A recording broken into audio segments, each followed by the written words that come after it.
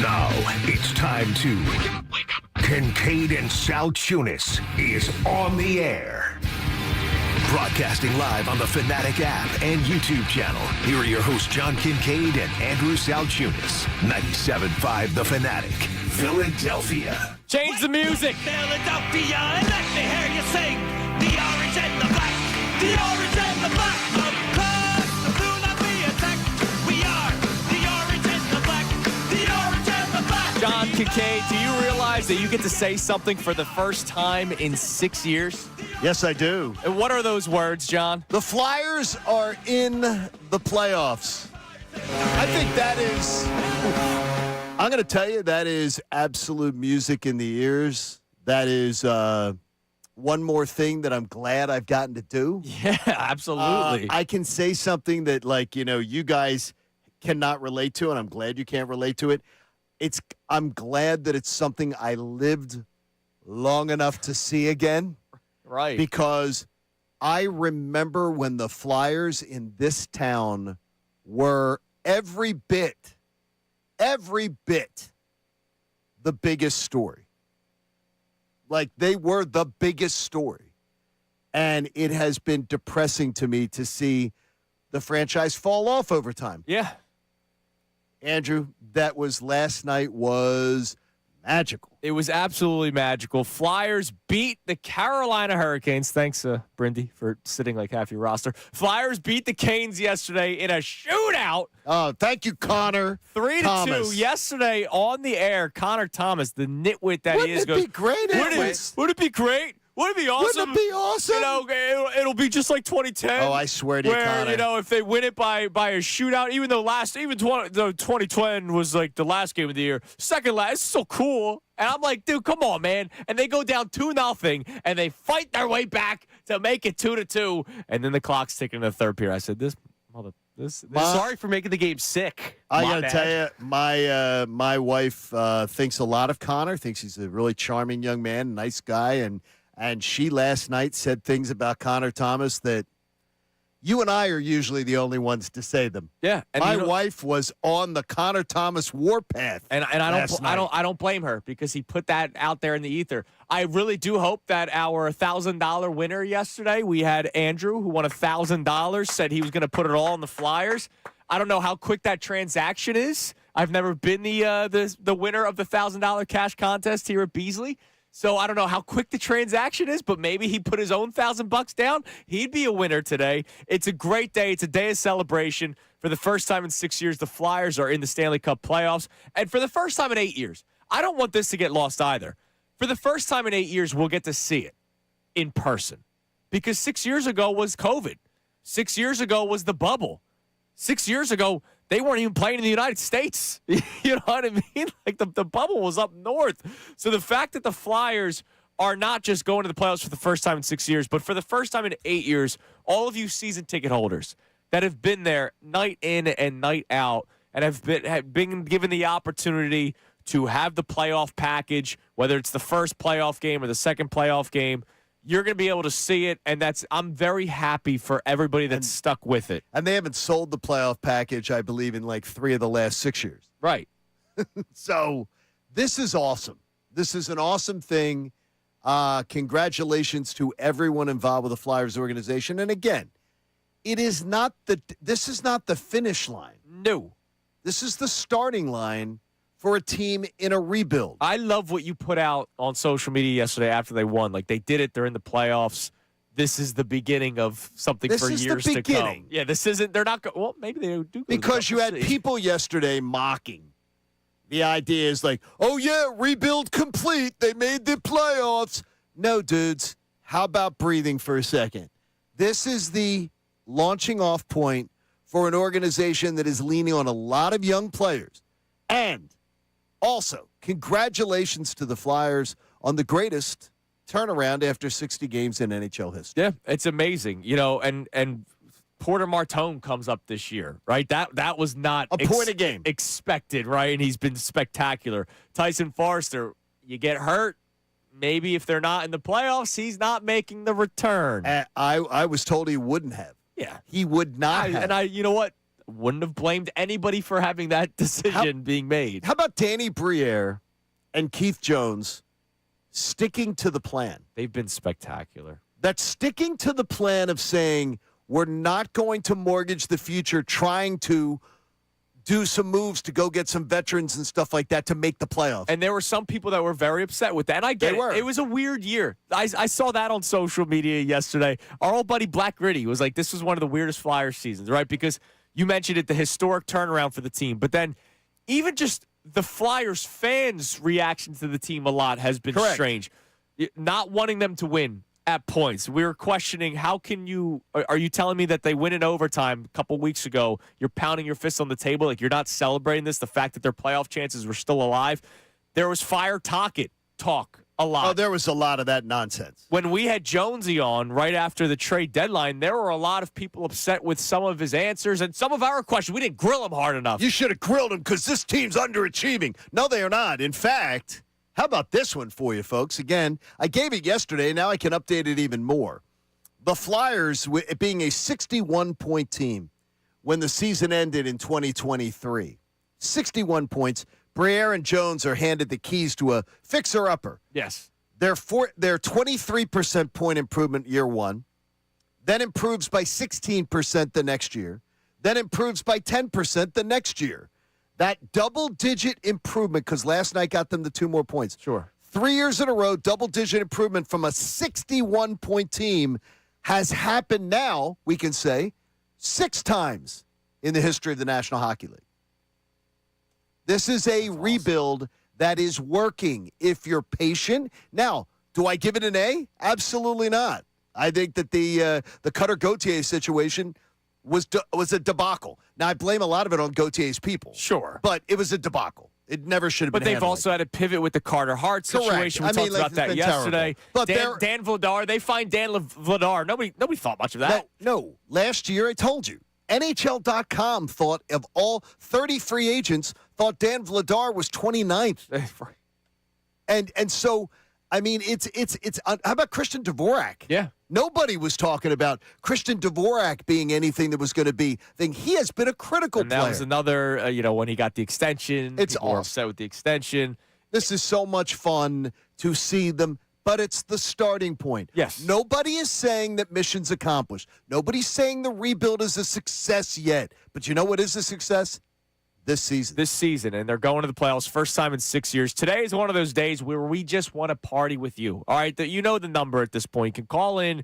You can do the Davis on a text line, feel the Davis difference. You can leave a voice memo. They're all the same number, 610-632-0975. So here are some of the fun questions, and we're about to play some highlights because I want to relive last night so bad. Right here, 97.5 The Fanatic. And you'll be able to hear tonight's game as well. Maybe some hungover players, maybe some hungover fans. The Orange Out, we're all rocking our orange today. The Orange Out does continue tonight at the Xfinity Mobile Arena, even though it just might not have the same bit of energy today as it did last night. Where were you and who were you 6 to 8 years ago? And I want to say the 8 as well because I don't know how many people really remember the bubble playoffs. It was awful. I don't know how many people really remember dreadful. that. It was dreadful. I told you, me and a couple of my buddies, I was still living in Manioc at the time. We wanted to watch. Game 7 was like an afternoon game, and we found an outdoor place that had a TV because we had to. My life was different than your life. Yeah, your life was completely different than mine, Dan. So I don't want to just talk about 6 years ago. I want to talk about 8 years ago as well when they had that wild series with Pittsburgh that goes 6 games. 13 goals were scored in Game 6 when the Flyers lost that series. Not that anybody really took them that seriously for making some deep run in the playoffs, but this is new. This is a new era, brick by brick, which is their slogan, which started this year, which we really liked. You can text in, you can call in, you can voice memo in 610-632-0975. Where were you? Who were you 6 to 8 years ago? And what was last night like for you? That building, I was not there. But, man, through the TV, especially early on, that first Let's Go Flyers chant when it was 0-0, Flyers were ridiculous attacking the net.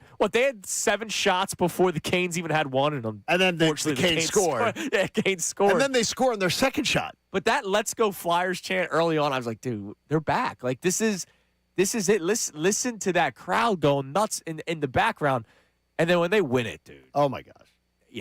nobody was racing for the cars. Nobody was racing to get out of there. Everybody was watching that celebration, and for good reason, because it's the first time you saw it in a long time. Connor, was last night bar night for you? It was. All right, good. What was the bar scene like? Because that's another important element. You're in the building, you're going to have a fun time. Even when the Flyers stink, you're in the building, you're having a good time. Hockey in person is the best.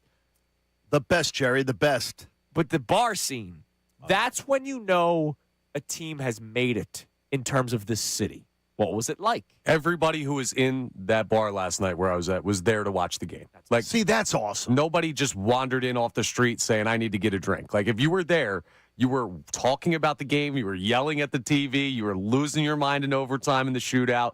It was great. Everyone being so focused on Flyers hockey when normally it's on the corner TV as an afterthought. Yeah. That's a major change. I can't tell you the last time I turned my TV on early.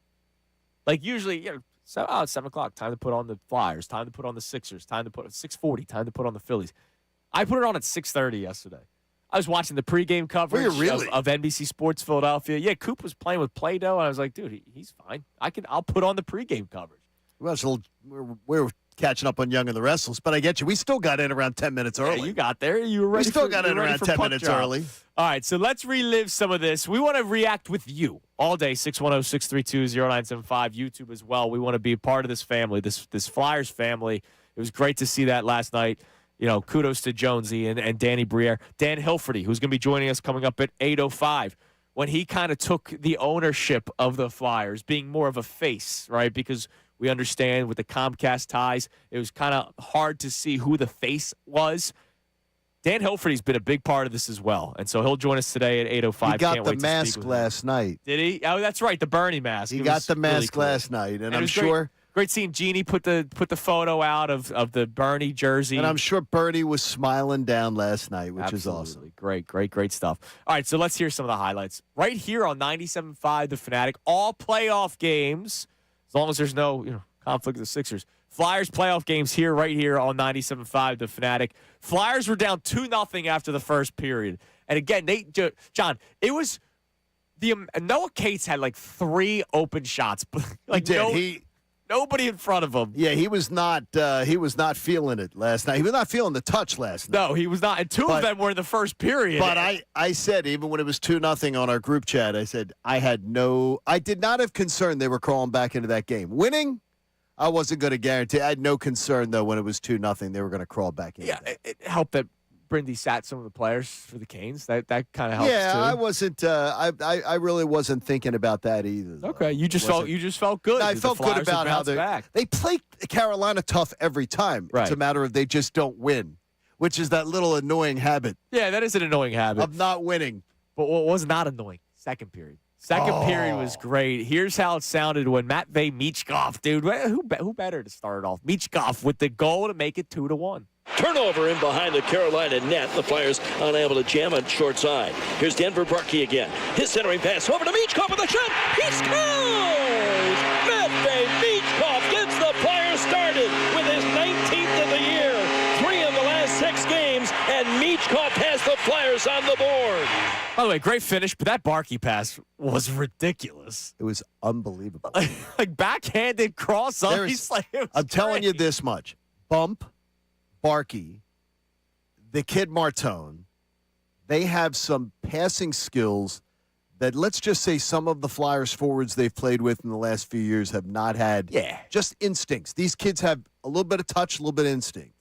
It's really nice to see. Part of that could be, that's what they were looking for. Well, also, it's when you stink for a long time and you draft towards the top. That's a good point. It also too. helps you get better players. That's my analysis for you. Damn right, John. Draft towards better position, you get better talent. Now, a few minutes later, on the power play, the Pico power play, which, it's been another rough ride. Okay, it's terrible. No, I'm being honest. Look, it's a beautiful party this morning. The power play is awful. Another rough ride for the Flyers on the Pico power play. It's like Cooper if he gave him an Etch-a-Sketch on a bumpy road. Yeah. Like, it's terrible. But it wasn't bumpy in the second period yesterday, I'm Johnny. giving Talk some notes. You mentioned Cutter Gauthier. Screw that guy. Here's Trevor Zegras. Flyers with 25 seconds left in the man advantage. Zegras hits the line, right wing pass Martone. Bumped, he got it down the wall.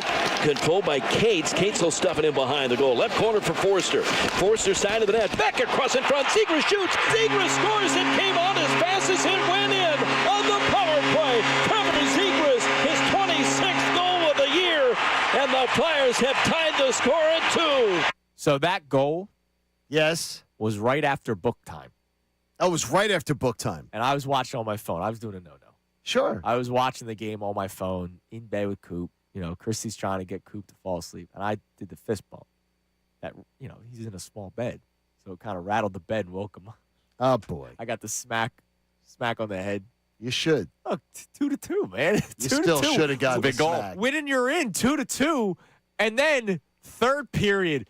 And those last couple minutes, dude. Those last couple minutes. Oh, it was painful. Both teams just attacking the net constantly. And you're just going, oh, my God. Please score. All right, no. Get a save. It was back and forth. They go to overtime. They go to the shootout. And we'll start with Forster making it 3-2. Here's Tyson Forster. Here in the shootout. Forster swings to the right circle. Looks at the net. Shoot. He scores! Tyson Forster puts it behind Bussey. The shootout lead for the Flyers in the 4th round. And I'll say this. I can't believe Tyson Forster was the 4th guy off the bench to shoot because he's not good in shootouts. And Rick Tocchet pushed a button there that paid off. I believe he was 1 for 7 or 1 for 8 in shootouts before that point. He gets the 4th guy off the bench. I'm saying to myself, Tocchet, he went with it right there because What did I say yesterday about Tocchet? He's like 2022 Rob Thompson right now. He keeps pushing the right button. Well, he pushed the right button there because I have no idea because when they said Forster, I went, okay, he is a good in shootouts. Well, you know what he did? He shot the puck. He stopped doing let's stop the 5-hole stuff. Shoot the damn puck. That was awesome. That was awesome. And then, was there a more fitting way for the Flyers to go to the playoffs with Dan Vladar, who, gosh. we know the history of goalies with the Flyers, and they had one, right? They had one, and he did some horrific things, and so he's no longer with the organization. And so they had to pivot. And look, last year, credit to Sam Urson. He did a good job last season, thrown into a situation, and then this year is a little dicey. So Vladar took on more of the role. He gets the starting nod. And last night, after getting his bell rung a little bit. I think he was concussed. I really do. If you watch the shootout where he kept doing the head shake. Yeah. I'm telling you, I think he was because he took a beating twice. A couple of shots, and then what better way to end it than with him getting the save? Left circle, the crowd on their feet. He goes in, faked it, shoots, saved by Vladar, and the Flyers are headed to the playoffs. They clinch the last playoff spot. Third in the Metro Division, beating the Carolina Hurricanes 3-2 in the shootout. It's 2010 all over again. On the second from last day of the regular season, the Flyers get it done in front of the home crowd. And they're headed to the postseason for the first time in 6 years. And you know what? We always say this because we're a little bit on the inside. I'm so happy for every Flyers fan. I'm so happy for Tim Saunders. I am too. Like he called a lot of bad hockey over the years. A lot of bad hockey. All the cables were plugged in last night properly, which is great. Yes, it was awesome. It was good. He is such an awesome guy, and his energy for this franchise is so rock solid. It's unbelievable. That's another person to be happy for. Yeah.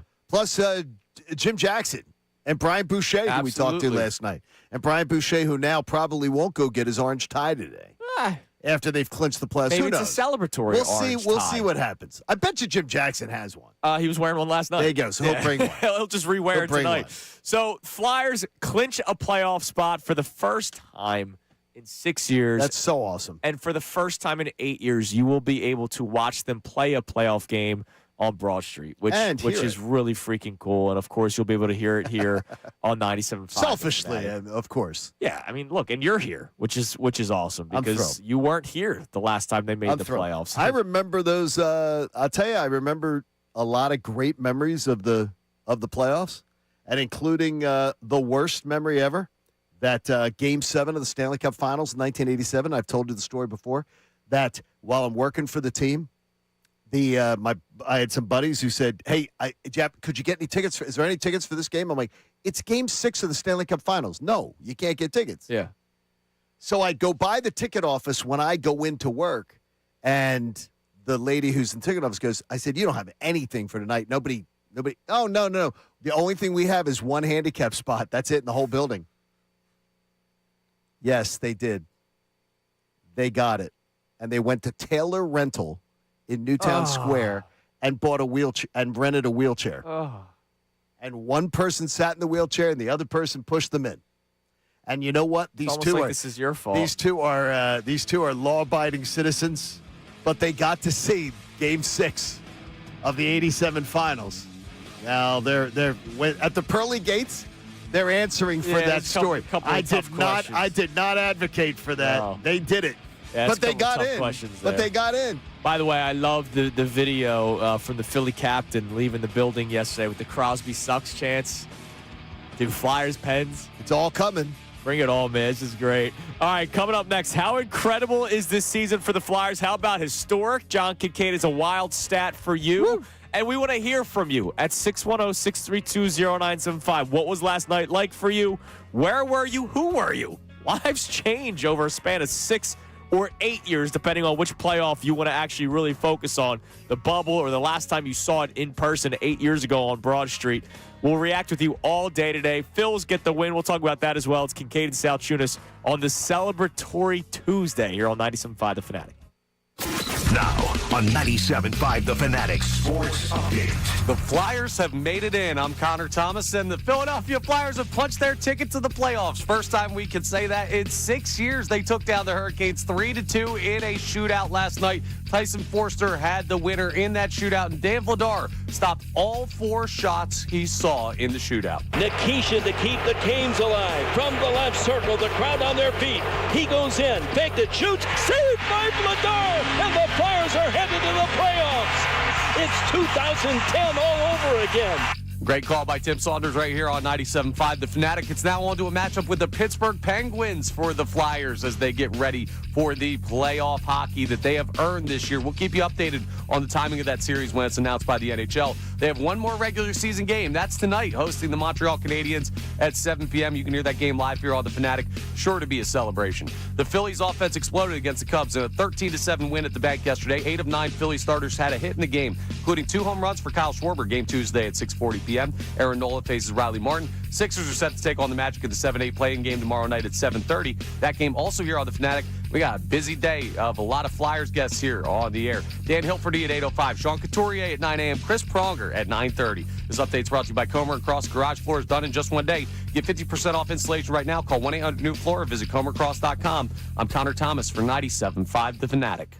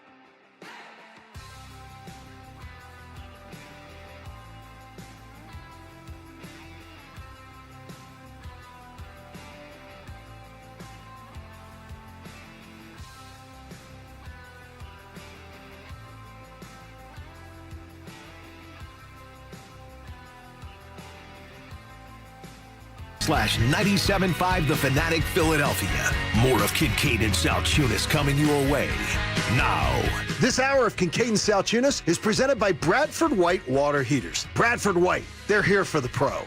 Connecting, unable to get it to a teammate, though, and Blake outlets. Here come the Canes on the attack. Up the middle, Taylor Hall took a shot. Oh, fired wide of the glove side of Dan Vladar. Carolina trying to get back in front. Another glove save by Vladar on the backhand shot from the slot by Stankoven, and he'll hold it right there. And that's how it sounded here on 97.5 The Fanatic last night. Dan Vladar faced 26 shots, got 24 saves, 2 goals early. So 2 early goals in the first period by the Canes after the Flyers were relentless on the offensive attack. And then the Canes net 2. But then he was perfect the rest of the way. He was ridiculous. No, the saves he was making. He is a top 3 goalie in the NHL this year, in all honesty. And to me, that's incredible. And if you know NHL hockey, one guy can make a big difference. Can really do it. And Dan Vladar might end up being the difference. He could make it how about this? He could make that series a 6 or 7 game series where a lot of people think it could be short. Sure. He could steal a game or 2 because he's unbelievable. It's unreal. And this Penguins team, we'll be talking about it later in the week, but let's not make them out to be some sort of dynasty. Do you know how much better? No, this isn't the old Sid the Kid teams. You know how much better than they are than the Flyers? How much? 2 points. How about that? Like if Dan Vladar doesn't get injured earlier this year, the Flyers are opening this series at home. Yeah. Period. Flyers win a couple more games, and they're the home team, and the Penguins are the road team, and the talking points of the series are totally different. Last night, I looked immediately at my app. Flyers were minus 105 for the series. Okay. Penguins were minus 115. Oh, so it's pretty much even. Nice. That's awesome. Let's go. Now that to me tells me though that the folks at Parks were like, okay, we're going to see where this. And I don't know what your app looks like this morning. You can all check, but that tells me that the odds makers are saying, let's see where the money goes. Yeah. Early That's on one of those before lines. we change it. That's yeah. like throwing chum in the water. Damn right. And seeing where it goes. I love that. So it's awesome. All right, so Flyers, they will be in action tonight. Orange out, but the Flyers are in the playoffs. Nothing changes. We're celebrating today with you. We're going to check out our Davis on a text line here in a moment at 610-632-0975. But what was this historic stat that How about the this? Flyers accomplished this year? How about the most historic comeback season ever? Ever. With a capital E. All right? After 60 games, the Flyers were 9 points out of a playoff spot. So with 22 to go, they were 9 points out. Do you realize no team had ever made the playoffs? Wow. That's unbelievable. And the Flyers did it with a game to spare. Now, let's be honest. We're going to be honest here. It's an amazing accomplishment, and I'm not taking anything away from what the Flyers did. But I think they have had the lucky horseshoe up their cabooses. Oh, so many things went their way. Yeah. I've never seen a team, and I said it all along the way. I'm going, I've never seen a team that needed things to happen, that had over a series of a couple weeks, every single night it seemed like, wow, that went our way. There was 2 games in 1 week. It was the week before I left, so 2 weeks ago, where the Flyers needed like 5 things to go their way. One of them was them winning, and they unfortunately did not win that game. And everything else happened. All 4 things went their way, so they didn't die. Yep. And then a couple days later, they do win, and everything went their way, and they were alive. The Flyers had, after 60 games, 9 points out of a playoff spot. No team in NHL history ever dug themselves out of that hole. Your Philadelphia Flyers did. That's a credit to the Flyers themselves, the players. That's a credit to Rick Tocchet. That is a credit to the fact that Rick stuck with his plan. And it sticks to them too. They brought up Porter Martone, got him in here, got him some experience, and I still think they thought, let's get Martone some experience. I'm not sure they thought this is what was going to happen. A point a game to come into the NHL, and that's freaking awesome. Also, yeah, You know what else is awesome? I saw this tweet this morning, but it came out last night from NHL News. Okay. Risto. Yes. Rasmus Ristolainen, who, man, I mean, how many times have we talked about trading him? Like every game? Well, yeah, because I think he is a two, and it's not a knock. He is a desired. It's a desired position for people and the to trade salary people Sure, wanted to get to unload. 13 seasons, 820 regular season games. He's going to the playoffs for the first time in his career at the age of 31. So awesome. So that's awesome. Congratulations to him as well. All right, Connor, what do we have on the Davis Honda text line? You can feel the Davis difference. Check them out in Burlington. We love Davis Honda. You can leave They're voice big Flyer memos. fans. We Yes, saw they them. are. You can leave voice memos as well. It's the same number, 610-632-0975, or you could call into the show. We want to celebrate with you today. What do we got? Nick from Westchester will lead us off, and he says, even if we lose in the first round, I'm so proud of this team. We showed hard work and grit when the going got tough. Let's go Flyers. I love that. I love that sentiment, and it's exactly the way the appreciation, the appreciation of what they've done. They already did something historic. Now, can they do something more historic? We'll find out. But the appreciation of it is exactly what. That's the kind of fan base that I think that's the kind of fan base I want to be a part of. Yeah, absolutely. Look, accept what it is. Don't sit there and bemoan. Well, the rebuild still isn't this, and shut up. Yeah. I don't This is the need that beginning. today. This I don't is need the that. beginning. This is the starting off point. And you know what I'm excited for? So tomorrow, or tonight, excuse me, after the Flyers finish their game. Win or lose, they're in the playoffs. They're going to do the sticks, right? They go out there. Yeah. This is the last game of the regular season. Sure. And they bang their sticks on the ice. Jerseys off the backs, maybe. And they celebrate with the fans. Just 2 or 3 weeks ago, remember how I complained? I hated it when they would do it, when they would have horrible seasons. You did say that. I hated it, right? Like I didn't like it. See, I like it. One of our great listeners, Joanne, she was like upset with me, like really upset. Like, how dare you? They work hard all season long. I'm like, I don't care if they work hard. If they stink that, like, I'm not going to celebrate. Thanks for showing up. Tomorrow, that means something. That's why. You mean tonight? Or tonight, excuse me. That's why I hate the when they lose thing or they don't make the playoffs. Like, it means nothing to me. What are you thanking me for my support? You didn't support me back. Tonight, after that game, regardless You're of what saying happened, it means something tonight. it means something to everybody. It means something to every player. It means something to every coach, and it means something to every fan. Man. Okay, I get that you. needs more. Just keep it at that. All right, what else we got? Okay. I'll get off my soapbox. It's no. I understand. No, but the thing is, though, the sentiment, I understand. But some teams aren't meant to make the playoffs. Well, This team, they were meant to make it, Damn right, man. and they made it. All right, what else we got? So our first texter, Nick in Westchester, said, I don't even care if they lose in the first round. I'm proud of this team where they've gotten to. Jeff from D.C. doesn't agree. He says, we beaten Pittsburgh, Flyers in 6. Let's go Flyers. Oh, Jeff's already moved. Jeff's already in the front row. Damn right he is. Jeff has a different standard. Look, just don't put expectations that if you go into the playoffs with expectations for this team, I think that is wrong. I heard Sean yesterday, the great Middays with Marks, John Okay. and Sean. I heard Sean going, I'm just saying, like, this team's, the look of them, they could actually go on some sort of run here. Okay. Is he, as long as you're not saying that they are, if you have expectations for this team in the playoffs, you are putting unfair expectations on them. I'm happy we're here. Correct. And but the thing is, I promise you this, and you're going to hear this from fans. It doesn't matter if we're happy that they're here. It doesn't matter if you as a fan in section 117 or Andrew on his microphone or Connor and I in the back room with Rodman and Austin, that we're happy they're here. I promise you the players aren't. They're not. They're just not happy to be there. What we are happy to be there doesn't matter to them. They have their own standard, and they don't honestly care what our standard is. They're not just happy to be there.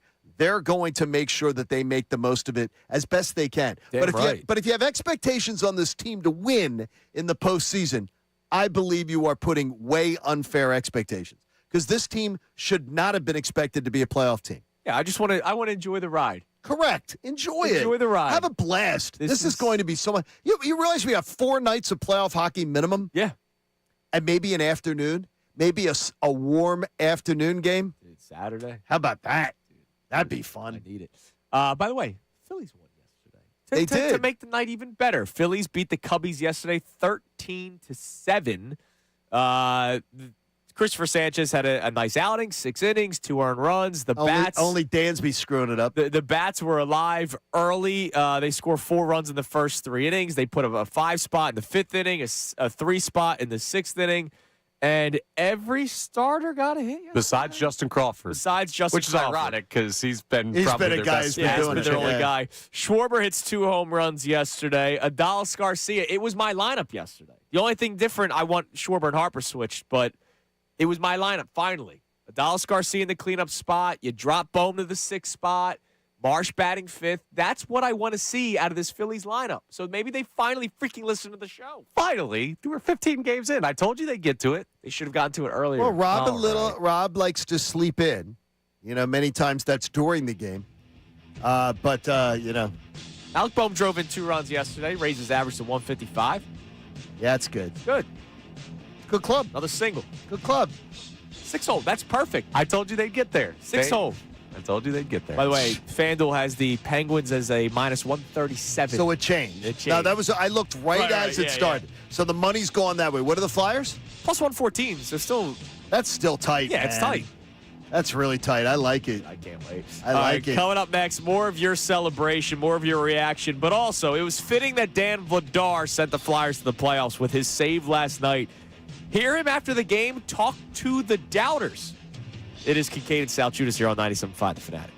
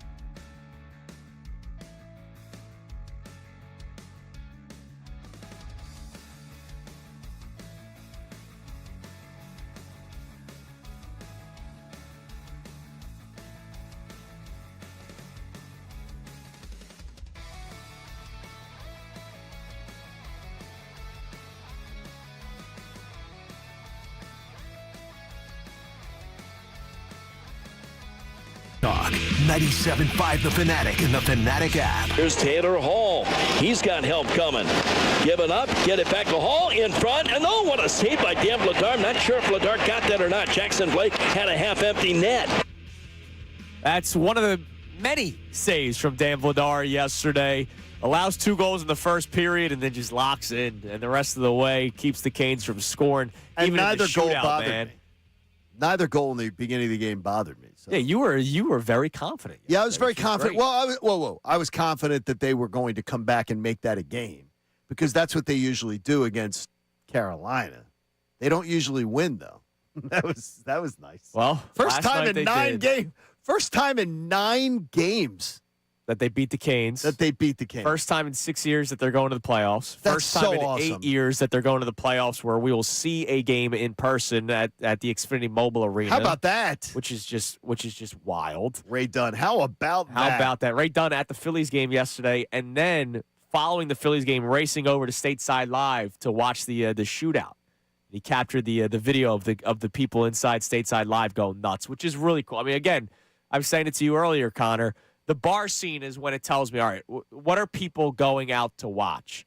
And there's something special about that April beautiful day. And yesterday was a beautiful day. You're walking outside. You're wearing the Flyers sweater, but you got the shorts on. I'm rocking the sweater shorts look today. Austin Jones rocking the sweater shorts look today. Well, we're all dying to do that. Yeah, it's beautiful. And it continues now after they won last night, heading to the playoffs for the first time in 6 years. Here was Dan Vladar after the game yesterday.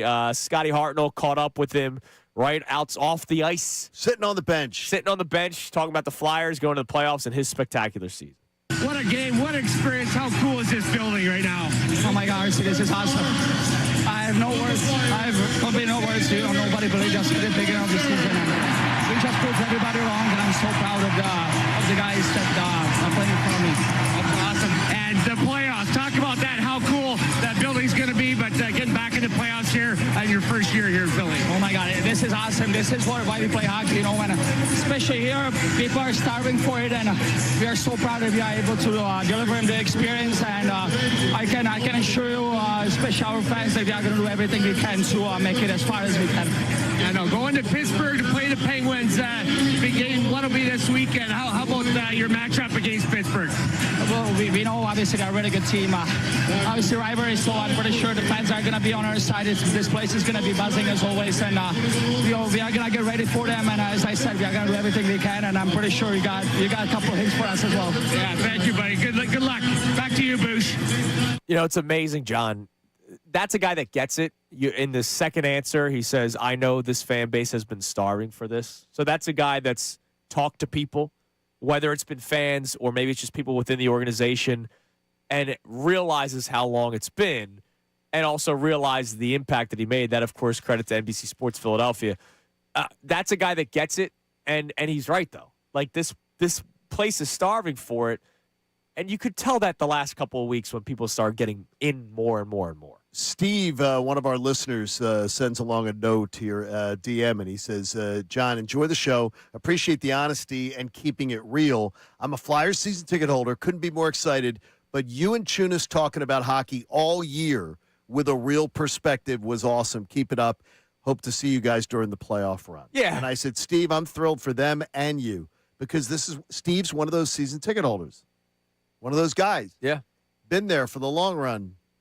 You know, he's And you're there happy investing for his him. money, and I'm happy for it. It's a shame when the Flyers make the playoffs for the first time in 6 years. You have the people that are like, "Oh, you guys don't talk about it. Nah, we did. You guys don't No, we deserve. did. You guys don't deserve this." There it is. We will say this show has been very active with Flyers talk. Yes, we've tried to do it. Do we do our jobs the way we're supposed to? We lean with the Eagles almost every day. Now, during Yeah, the of fall, course. the Flyers absolutely are not the lead story. And Neither they are never, the, and they neither never are the were. Sixers. Right, they never were. Because it's Eagles town. Exactly. And Eagles time. But right now, man, this is great. It's been a fun year to follow this team. And in January, we were just wondering, could it be Correct. that we get both winter teams in the playoffs at the same time? Now the Sixers have to do their part with the play-in game tomorrow night against the Orlando Magic. All right, we have a voice memo. Same number, 610-632-0975. The Davis Honda text line. Feel the Davis difference. Check them out in Burlington. What's our voice memo? Who's it from? Well, technically, I lied. We have like 4 voice memos. That's awesome. Good. Give us more. Zach from Philly has sent in like 4 at this point. He's losing his mind. We combined them for brevity, but he's flyered up today. Zach from Philly here. Let's go Flyers! Never had it down all season. Let's go, boys. Beat up on that Pens no matter what. We are ahead of schedule. Philly, let's go! This is like my 3rd one. I'm about to pass out. I just woke up. Let's go, boys. Beat up on the Penguins. We got to win it. Let's go! I want to say, all those haters on Big Meat saying sophomore slump, yeah, all right, that second half run was a big one. Porter Martone, oh, baby. Oh, baby. We are back. You got to be kidding me, though, the one thing. And by the way, love that energy. And he just woke up. If you work with him, today's going to be a long day. Today's going to be. Or you just try to match his energy. I would say this, though. Never had a doubt all year. Yeah. Come on now. Maybe he didn't. No, I'm saying is then there was reason to doubt. There was plenty of reason to doubt. Thankfully, the Flyers pulled something out of their backsides that has never been done in NHL history. You know what's amazing, John? It's never been done. We had the greatest Week 5 bye ever in the history of the NFL That is the truth. just a couple of years ago. And I don't know what this is post-Olympic break. I don't know what the points total was post-Olympic break. But all I know is that Olympic break helped this team tremendously. Oh, it helped them amazingly. I mean, you mentioned Matvei Michkov and the sophomore slump. I think he needed the break. Vladar definitely needed the break. I mean, he was literally hurt going into it. There was a lot of guys that needed that Olympic break.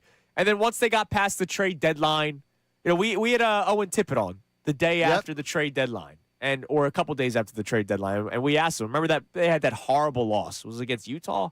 It was the Utah loss they lost in overtime. Yeah, no, the 3-0 where they didn't even show up. I forget who that it was. was. No, that was the Utah game. Utah. That was terrible. They didn't even show up, and I straight up asked him like, "Hey, was part of that the day? It was the day before the trade deadline," and he was honest. He was like, "Yeah, a lot of guys didn't know what we were doing because how many players were we hearing that could have been traded away by the Flyers? At least 4.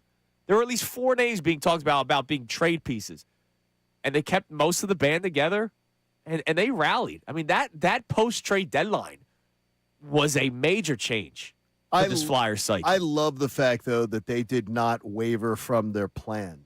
That they kept their plan together, which was they were not going to go and mortgage the future to try to do some push for the playoffs. They did a good job. Really nice work. They got a nice club. They got a good club, as Dave Dombrowski would say. Good club. They have a great organization. Good club. Yeah, they're organized. Thankfully now nobody really says that of the players that are there. Well, let's bring it back.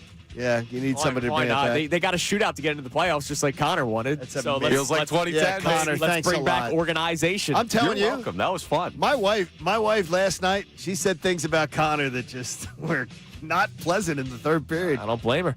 Coming up next, we will continue to celebrate last night's victory for the Flyers, sending them to the playoffs. We react to you. Voice memos, text line, phone line, 610-632-0975. But I also want us to dream a little bit, at least for a week. Let's dream. It's Kincade Salciunas, 97.5 The Fanatic. Now on 97.5 The Fanatic Sports Update. Feels like 2010. I'm Connor Thomas, and the Flyers have punched their ticket to the playoffs, taking down the Hurricanes 3-2, and of course it had to be a shootout. Tyson Forster had the winner. Dan Vladar stopped all 4 shots he saw in that shootout. Forster met up with the broadcast that we had here on 97.5 The Fanatic after the game. Here's what he had to say about the big performance. Wow, I mean, this was incredible tonight, right from the jump. You know, we got down 2. They didn't stop cheering for us, so it's unbelievable. It's awesome to see. I mean, we're so close. We love each other, and I mean, we're going to keep fighting until it's over. Well, it's not over for the Flyers. It's now on to a matchup with the Pittsburgh Penguins as they're back to playoff hockey for the first time in 6 years. We'll keep you updated on the timing of that series when it's announced. They have one more regular season game. That's tonight, hosting the Canadiens, 7 p.m. You can hear that game live here on the Fanatic. Phil's offense exploded yesterday. 13-7 win over the Cubs at the bank. 8 of 9 Philly starters had a hit in the game. Kyle Schwarber going yard twice. Game 2's today at 6:40. Aaron Nola on the mound facing Riley Martin. And the Sixers are set to take on the Magic in the 7-8 play-in game tomorrow night at 7:30. You'll hear that live here on the Fanatic as well. We got a busy day. Amy Fadul joins us from the 8 o'clock hour to the end of the show. Dan Hilferty joins us at 8:05. Sean Couturier at 9. Chris Pronger at 9:30. Yeah, we're flyered up. This update is brought to you by Mothers Against Drunk Driving. For victims of drunk and drunk driving, your grief is unique, but you are not alone. You always have a place at MADD. Call the 24-hour victim helpline at 877-MADD-HELP or visit MADD.org. I'm Connor Thomas for the home of the Sixers, Flyers, and Union. 97.5 The Fanatic.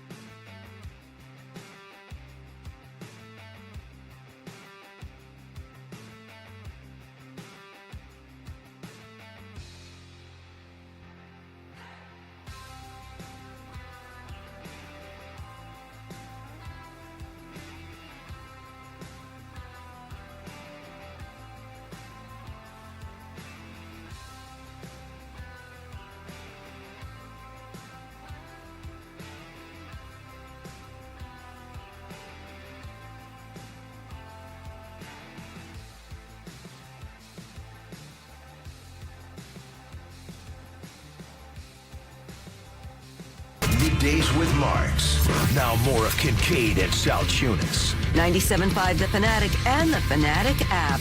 Turnover in behind the Carolina net. The Flyers unable to jam it short side. Here's Denver Parkey again. His centering pass over to Michkov with a shot. He scores! Matvei Michkov gets the Flyers started with his 19th of the year. 3 of the last 6 games, and Michkov has the Flyers on the board. And just minutes later, Zegras scores it on the power play to make it 2-2, and then they go to overtime, then the shootout. The Flyers win in the shootout yesterday, 3-2, going to the playoffs for the first time in 6 years. Where were you last night? What did last night mean for you? Where were you and who were you 6 or 8 years ago, depending on which one you want to focus on, because 6 years ago when they made the playoffs last, it was bubble hockey, right? They were the weird 1 seed because of the round-robin tournament. But 8 years ago was the last time we were able to watch a Flyers game on Broad Street when they had that series with the Pittsburgh Penguins, who they will be facing starting this weekend. We don't know the game times or days yet. There will be 4 games Saturday, 4 games Sunday. So we have no idea whether the Flyers will open on Saturday the 18th or Sunday the 19th. Will that be figured out tonight, you think? As soon as the matchups are set, they'll then set it. Yeah. I'm trying to look at it as, what will it be? My guess, I'm trying to think, is my guess would be a Saturday opening for the Flyers, but who knows? I mean, it could be anything. Yeah. And I also believe they will take into consideration that the Phillies are home. Good so point. that could also play into it too. The Phillies play Sunday night. So one of the Sunday day spots Could be the Flyers. could be one as far as just for TV, just for TV viewing, not for the stadium, going to the stadium because the Phillies are at home. Just TV viewing. The Phillies are a night game. I don't know what they are on Saturday. I'm going to look at the calendar They're a night now. game as They're well. a night game. 7:15. Okay, my guess is for TV audience, and they want Philadelphia Oh, yeah. is a big media market. I think they look at everything, and they're saying, Afternoon. okay, that there's a really good chance, I think, with the Phillies playing the Braves. Yep. One of the games being a nationally televised game. Yep, Sunday Night Baseball. The NHL isn't going to want to put the Flyers on a nationally televised game. Both are national. The Saturday game is Fox. Okay, and they're both national night games? Yeah, Sunday Night Okay. Baseball and, Okay, there you and go. Fox. My guess would be that they're looking at an afternoon start for both of those games on Saturday or Sunday because they don't want to you're not putting the Philadelphia market No. against another network's national broadcast where they're showing Philadelphia. All right, afternoon And it's a Philadelphia home game. Right. So that's a different draw too. My guess is you're going to see afternoon start time for one of these games, Saturday or Sunday. But 4 series start Saturday, 4 series start Sunday is how USA Today is reporting it right now. We just don't know. We'll find out. I think we'll find out tonight as all the final spots get locked in. Tonight, Orange Night. Orange Night. And tonight is going to just Tonight's a party. Tonight's a party. Tonight's a hair of the dog night because, Tonight's I'm relaxed. sure a lot of people celebrate. Tonight's the Rangers Suarez Garrett Stubbs game, right? Like that's, go get him, Sam. Sam Erson's in net. Who else? You rest guys today. No, you definitely rest. Yeah, guys. you rest a lot of guys. And honestly, give Dan Vladar. I want him up at the. By the way, the hotel at the Comcast building. I think it's the Four Seasons. Sounds about I right. think it's the Four I Seasons. don't have that kind of coin. Get Dan Vladar and his crew, his family. Get them set up with the best suite at the Four Seasons, and let him have 2 days to just lay in bed. And I'm talking top-notch room service. Oh, yeah. Whatever he wants, because that man, you're not here without him. And No. Sam Urson has done really well. He turned down the things stretch. around. But Absolutely. you are nowhere without Dan Vladar. No, absolutely And not. I'm wondering, too, now that there's a day off between every game, are they a one goalie team? And that's something we'll talk about as the series as the series play. I would. Depends on momentum a little bit. Yeah, I got he has you. a tough game. You might want to switch it up, but Yeah, it's tough. It really is hard. It's going to be a tough decision-making process for Rick Tocchet. Yeah, So it's I'll make great. it for him. I'm Vladar. all in. I'm in one. Darth Vladar. By the way, I'm one goalie. I am one goalie. Yeah. Sam, thank you for your service. You're the backup. Yeah. You're the backup. I want Sam every start. Rick Tocchet on later today. Rick Tockett's on I have the, with the Middays, schedule. right? Yeah, so there's a News, I lot believe. of great Flyers coverage today. Coots, the captain, Yes. who we've been pretty critical of on the show, Yep. will join us at 9 o'clock today. We have Dan Hilferty at 8:05. So Hilferty, 8:05. It's a Tuesday with Amy, so Amy Fadula in studio with us as well. Coots at 9 o'clock. We have Chris Pronger. Which was scheduled weeks ago. Take you behind the scenes. I was on vacation. He's got a book coming out, and they sent the email. I was like, yeah, sure. Let's April 14th. Why not? Day of the last day of the season. Let's have him on. good pick by you. Pretty good timing to have Chris Pronger on to talk about the Flyers. Got a and good his club. book. We got a good club. He joins us at 9:30. Rick Tocchet at noon with John and Sean. Danny Briere will be on at 4 o'clock with Unfiltered today. Ray Dunn filling in for Bill Colarulo, who is in Disney World. Now I cannot unhear that. I said it to him yesterday. Now it's in my ear. Johnny Marks. John Marks and the Colarulo thing is driving me nuts. It's like if he called you Salciunas or Yeah. something. That's fine. He's been called worse. Yes, he has. That's a good point. All right. Before we get to the Davis Honda text line, we want your texts. We want your voice memos. We want your calls. We want to celebrate with you. Let's party together. 610-632-0975. Let's also dream. So they're going to start this weekend, the Flyers, Saturday or Sunday. Saturday or Sunday. The Sixers, Lord willing, win tomorrow just so that we're done. Like, just so that we don't have to panic about Friday night. You lose, you don't even make the freaking playoffs. Win on Wednesday. I get it. The maybe better scenario is actually losing and then playing Friday and hoping that Embiid comes back, and then you play the Pistons, because I don't think they have any shot against the Celtics. But regardless, they win, they're in. And we have Flyers playoffs next week, Sixers playoffs next week, Alternate nights, most likely. and Phil's Cubs, Phil's Braves again. It's weird. They're hosting the Cubbies right now, hosting the Braves over the weekend, but then they travel to Chicago for 4 and then travel to Atlanta for 3. And then they play the Giants, who they just played. Philly's schedule is really weird early on. Yeah, it sucks. But next week, again, we're talking about playoff-like games or matchups with the Braves and the Cubs. We'll have Flyers, Penguins, Sixers, either Celtics. There might be a rivalry week. We might have Flyers, Pens, Sixers, Celtics, Phillies, Braves. How sick would that be? How awesome would that be? It's pretty cool. The storylines are again, the storylines write themselves. And it is fun, and it's fun that people are having a great time with it. The majority of people are having a great time with it. Some of the backtrackers on social media are a little different. The people that were telling you all year long that they were terrible, the rebuild's terrible. They're partying Yeah, now. no, honestly, last night they couldn't even help themselves. They couldn't help themselves. Just it was depressing. I'm like, please, get help. They're in the playoffs. Celebrate that. And I had a bunch of people saying, "Oh, okay, rebuild successful." I'm like, straw man arguments not accepted here. Not accepted.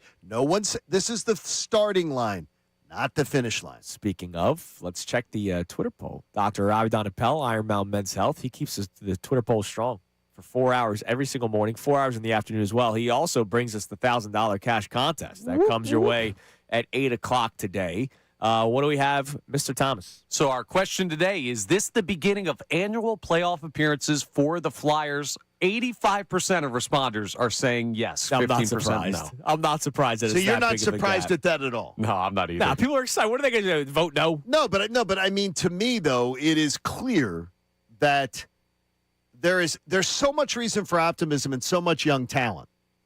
And if you look at the funnel of what is coming up, there's more young talent coming.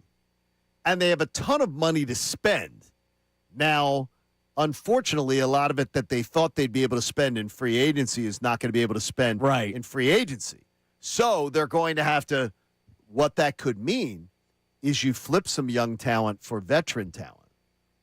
You take a veteran from somebody else's club, you trade young talent and take on salary of an older veteran player who could come in here. So there's things that they can do. It's going to be an interesting offseason, but that's for another day. As Sam Hinkie once said, they have optionality, Johnny. I know you want to hear Sam Hinkie's name attached to the Flyers. That's great. All right, what do we have on the Davis Honda I don't text want him line? anywhere near or his philosophies. Feel the Davis difference. Check him out in Burlington. Coming up in a few minutes in this segment, we do have some Phillies talk because something was said before the game that I just want to know what your BS meeting is at. What do we got? Alan the Southwest checks in, says, I took my two sons to the Flyers-Bruins game on Easter. There was just something in the building that day that I haven't felt in years, since the Primo days. My sons went to the game liking the Flyers. They left the game loving the Flyers. Yeah, that's awesome. I mean, when you have a game like that, the Easter Sunday, or last night, we had a winner on, was it our show or Unfiltered last week? Because I was out. Oh, all of them. We had but somebody called it or somebody texted in yesterday. They won it on one of the shows. Okay. And she was bringing her 2 grandkids, and it was their first Flyers game ever. Oh yeah, that was tickets from Unfiltered. Okay, that was tickets from Unfiltered. Then that's making a memory that just forever. That's bringing someone to the cult meeting. Yeah. And indoctrinating them in. Give me the Kool-Aid. I'm in. Damn right. What else we got? No, that's your last cult meeting. All right, so you don't understand the reference. The Kool-Aid is your last cult. Yeah, you're done after that. Johnny checks in. And Johnny last night made the ultimate fan sacrifice. I always respect people who do this. What's that? He says, I'm happy for the Flyers. Tried to watch my first game this year and first in a while. Tuned in first period. They were down by 1, so I continued to watch. Power play hit. They were down by 2. Watched till the end of the first period and was like, I think it's my fault. So I turned the game off. Checked the score, and they won. Go Fly, guys. Needless to say, I'll watch from afar with excitement. Okay, so not going to be locked in on the playoffs. Like locked in following the game, but won't be watching? I guess so. See, that's crazy to me. I respect it. Okay, how much did Connie? You don't have a spouse yet. That'll be a couple years down the road. But Andrew, I mean, like, is Christy watching you go nuts last night? Is she reading? Is she reading her book? Is she paying attention? No, she wasn't locked into the game. See, this is as I say, the only sport that Christina cares about. Yeah. The only one that she likes the other teams. She puts on the hat. She goes to games and everything. But this is the only one. The Flyers are her only team that she could name 15 guys on the roster. She loves the Flyers. And last night she was just on edge. And I said, oh, my gosh, honey. I said, you don't realize what next week's going to be. Oh, yeah. It's gonna be she nuts. goes, that was torture. She's like, oh, my gosh, that was torture. And I said, wait till next week. Get ready to learn playoff hockey, And then buddy. I explained to her, and she goes, we're going to be so good. Here's the sad part. We're going to be so good because if we can just get games to overtime, we're so good in the shootout. And I'm like, oh, honey, there's no shootout in the playoffs. Yeah, just overtime. Well, that's stupid. What is that? That's stupid. And I'm like, yeah, honey, there's no. You did. She goes, wait a minute. You play till you lose or somebody loses? And I said, yeah. And she goes, what if they don't score for like 3 periods? I said, you keep going. You stay up. And Boy, she do goes, we have a game for you to watch oh, back. my gosh. She's like, oh, my gosh, you're kidding me. But she's thinking, we're so good in the shootouts. I'm like, yeah, sorry, honey. I mean, that one of the beauties of out of nowhere playoffs, especially after a long time, is that you're going to get a lot of new fans. And I like that. Oh, it's awesome. Not that she's not a fan. No, but she didn't know the rule of She didn't know. She's never seen the Flyers in the playoffs. Right. So to her, she's like, oh, wait till the shootouts. We're going to be so good. And I'm like, yeah, sorry, honey. It's why yesterday when we were talking about like the gatekeeping fans, like what was Citizens Bank Park like the last 2 weeks of the regular season in 2022? It wasn't what it was in that Friday afternoon against it was dead. The Reese bat spike. Yeah. It wasn't like that. There was 20 more thousand people at the Reese Hoskins bat spike because people said, oh, wait, they made the playoffs. I want to go. Right. You're going to get that. Now, look, credit to Flyers fans. They show up all the time. So they never really worry about empty seats. But you're going to get a lot of fans that might be watching their first game this weekend. Which of is the all. Season. And by the way, we are the show of, and I think most of the shows on this station, thankfully, we're the show of that's awesome. Yeah, it's really freaking We're cool. not judging you on jumping on board or want to give you the Flyers hockey test if you can name 15 players from 2000 to judge whether you're allowed to be a Flyers fan. I'll bring it into the family. My dad's not a big hockey fan. He'll be locked in this weekend. Oh, yeah, sure he will. He'll be locked in this week. I was filling him in on vacation about like the playoff scenarios and the points and where That's good. but I know he's going to watch Saturday or Sunday. That's good, Dad. And you know what? The more the merrier. That's how I've always after the Sixers process thing. That's how I've always build a bigger tent. Damn right. It's my favorite line. Build a bigger tent. All right, let's go to Sean in Levittown. Sean, you're on Kincade Salciunas. What's up, brother? What's going on, guys? Good morning. Hi, Sean. Man, let me tell you, guys, I am super, super pumped up this morning. I bet. Damn I mean, right. watching that game last night, I mean, in typical Flyers fashion, they give you a heart attack near the end of the game. But, I was so pumped up. I mean, throughout the entire season, I felt that there was something different with this team. I thought they had a better chemistry this year than they had in previous years. The addition of Trevor Zegras, I cannot say enough how much of a big addition that was for us. I can't wait. I can't wait for this playoff series to happen. Oh, it's going to be so much fun. I love the passion. I can hear it. You sound exhausted. And I love you sound how, mentally exhausted. Dude, those last 5 minutes yesterday, the third period. They were brutal. How about overtime? In overtime, too, yeah. The save Vladar made at the end of overtime, they could have lost right then. Yeah. Yeah, and I will say, too, Vladar has been the team MVP for the whole year. I mean, he has been fantastic. He's ridiculous. It changed everything, Sean. Really it changed everything. Yeah. Thanks for the call, man. Go Flyers.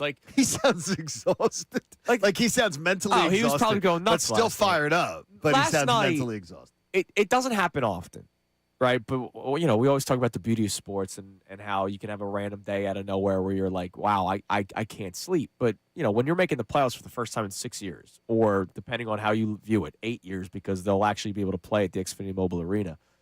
That's one of those nights where, you don't turn off the TV the second the save is made by Vladar and then fall asleep.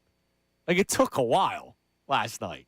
Yeah, your heart's racing. You can't. I don't know. You say you could fall. I struggle. You say you can fall asleep like that. I don't know how you were last night. I have a clean conscience, is what I always tell my wife. I don't have to read a book or something to go to bed. No, last night I needed to unwind a little bit. I needed to unwind a little bit. I can still fall asleep within like 5 minutes. Oh, good for you. Yeah, I had to stay at the bar. There were extra drinks to be had. Damn right. Celebratory. As long as I have not just come in from driving.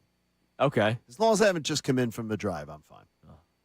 So that was great. It took me a while. My conscience must not be clean. Gosh, that was good. Well, no, the people who have to read books and stuff like that, usually it's not, I'm a clean conscience. Or other things. All right, what do you have on the Davis Honda text line? Feel the Davis difference. Check them out in Burlington.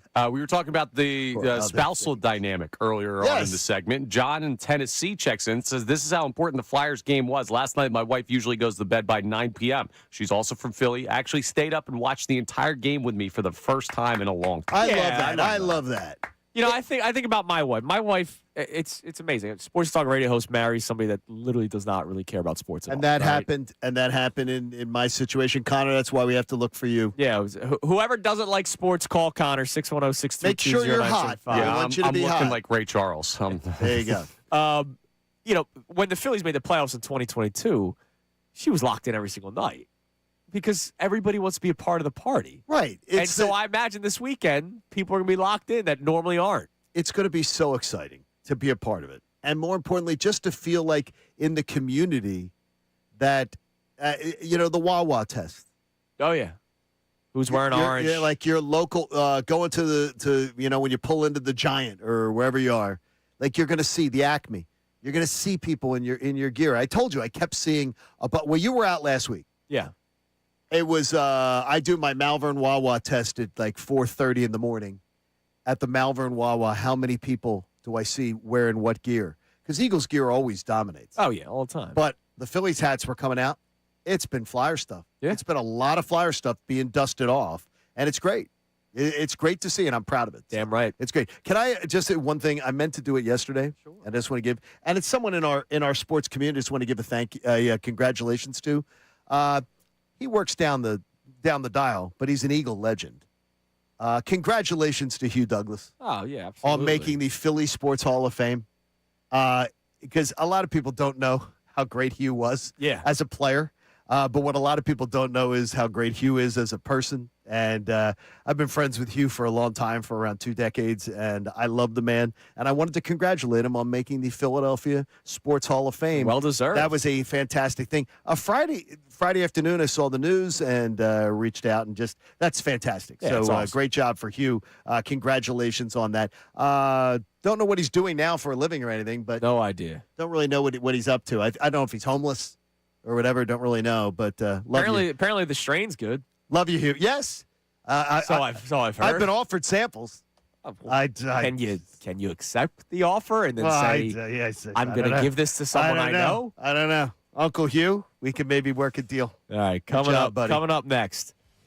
Rob Thompson spoke before the game yesterday. Did he? And I really, really, really credit the reporter that asked the question. You'll hear what Rob Thompson had to say, but also, we need our first Flyers montage. We went through the highlights to start the show to kind of relive the night, but, Connor Thomas had to spruce it up a little bit for us. You'll hear that next as well. It's Kincade and Salciunas on this Victory Tuesday, Playoff Tuesday. Winning, you're in Monday yesterday, Playoff Tuesday. We're celebrating with you here on 97.5 The Fanatic. Now on 97.5 The Fanatic Sports Update.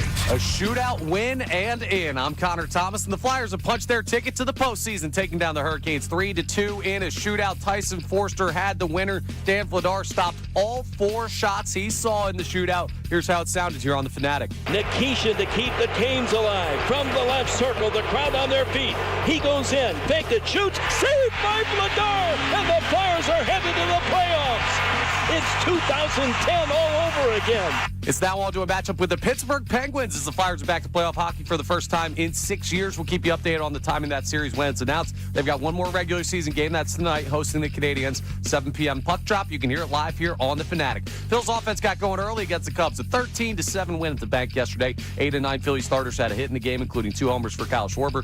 Game 2 is today at 6:40. Aaron Nola faces Riley Martin in the pitching matchup. Sixers have the Magic in the 7-8 play-in game tomorrow night at 7:30. You can hear that game live here on The Fanatic as well. Hill. We're going to talk to Amy Fadul from the 8 o'clock hour to the end of the show. Dan Hilferty calls in at 8:05 to talk some Flyers, as does Sean Couturier at 9 a.m. and Chris Pronger at 9:30. Busy day here on Kincade and Salciunas. This update is brought to you by Mothers Against Drunk Driving. For victims of drunk and drug driving, your grief is unique, but you are not alone. You always have a place at MADD. Call the 24-hour victim helpline at 877-MADD-HELP or visit MADD.org. I'm Connor Thomas for the home of the Sixers, Flyers, and Union, 97.5 The Fanatic, and the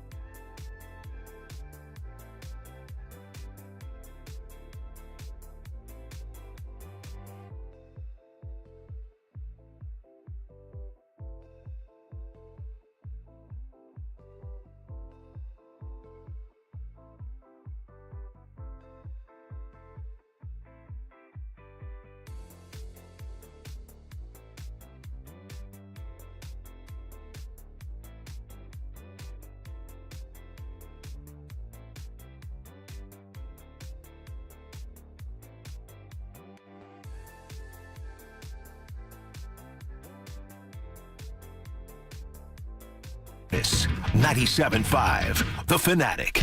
7 a.m. hours brought to you by the Bet Parks online casino and sportsbook app. Live bet sports on the Bet Parks app. Play all your favorite casino games. There's always another way to win on the Bet Parks online casino and sportsbook. Got to be 21 in Pennsylvania, Jersey, or Maryland. Gambling problem? Call 1-800-GAMBLER. Flyers with 25 seconds left in the man advantage. Zegras hits the line, right wing pass Martone. Bumped, he got it down the wall. Controlled by Cates. Cates will stuff it in behind the goal. Left corner for Forster. Forster side of the net. Back across in front. Zegras shoots. Zegras scores. It came on as fast as it went in on the power play. Trevor Zegras, his 26th goal of the year. And the Flyers have tied the score at 2. Just the way everybody expected it to go. Down 2-0 and then to tie it with a power play goal. And remember, the shootout curse was broken when you went to St. Lucia. It took you leaving the country. The shootout curse did get broken then, and then it all came back again.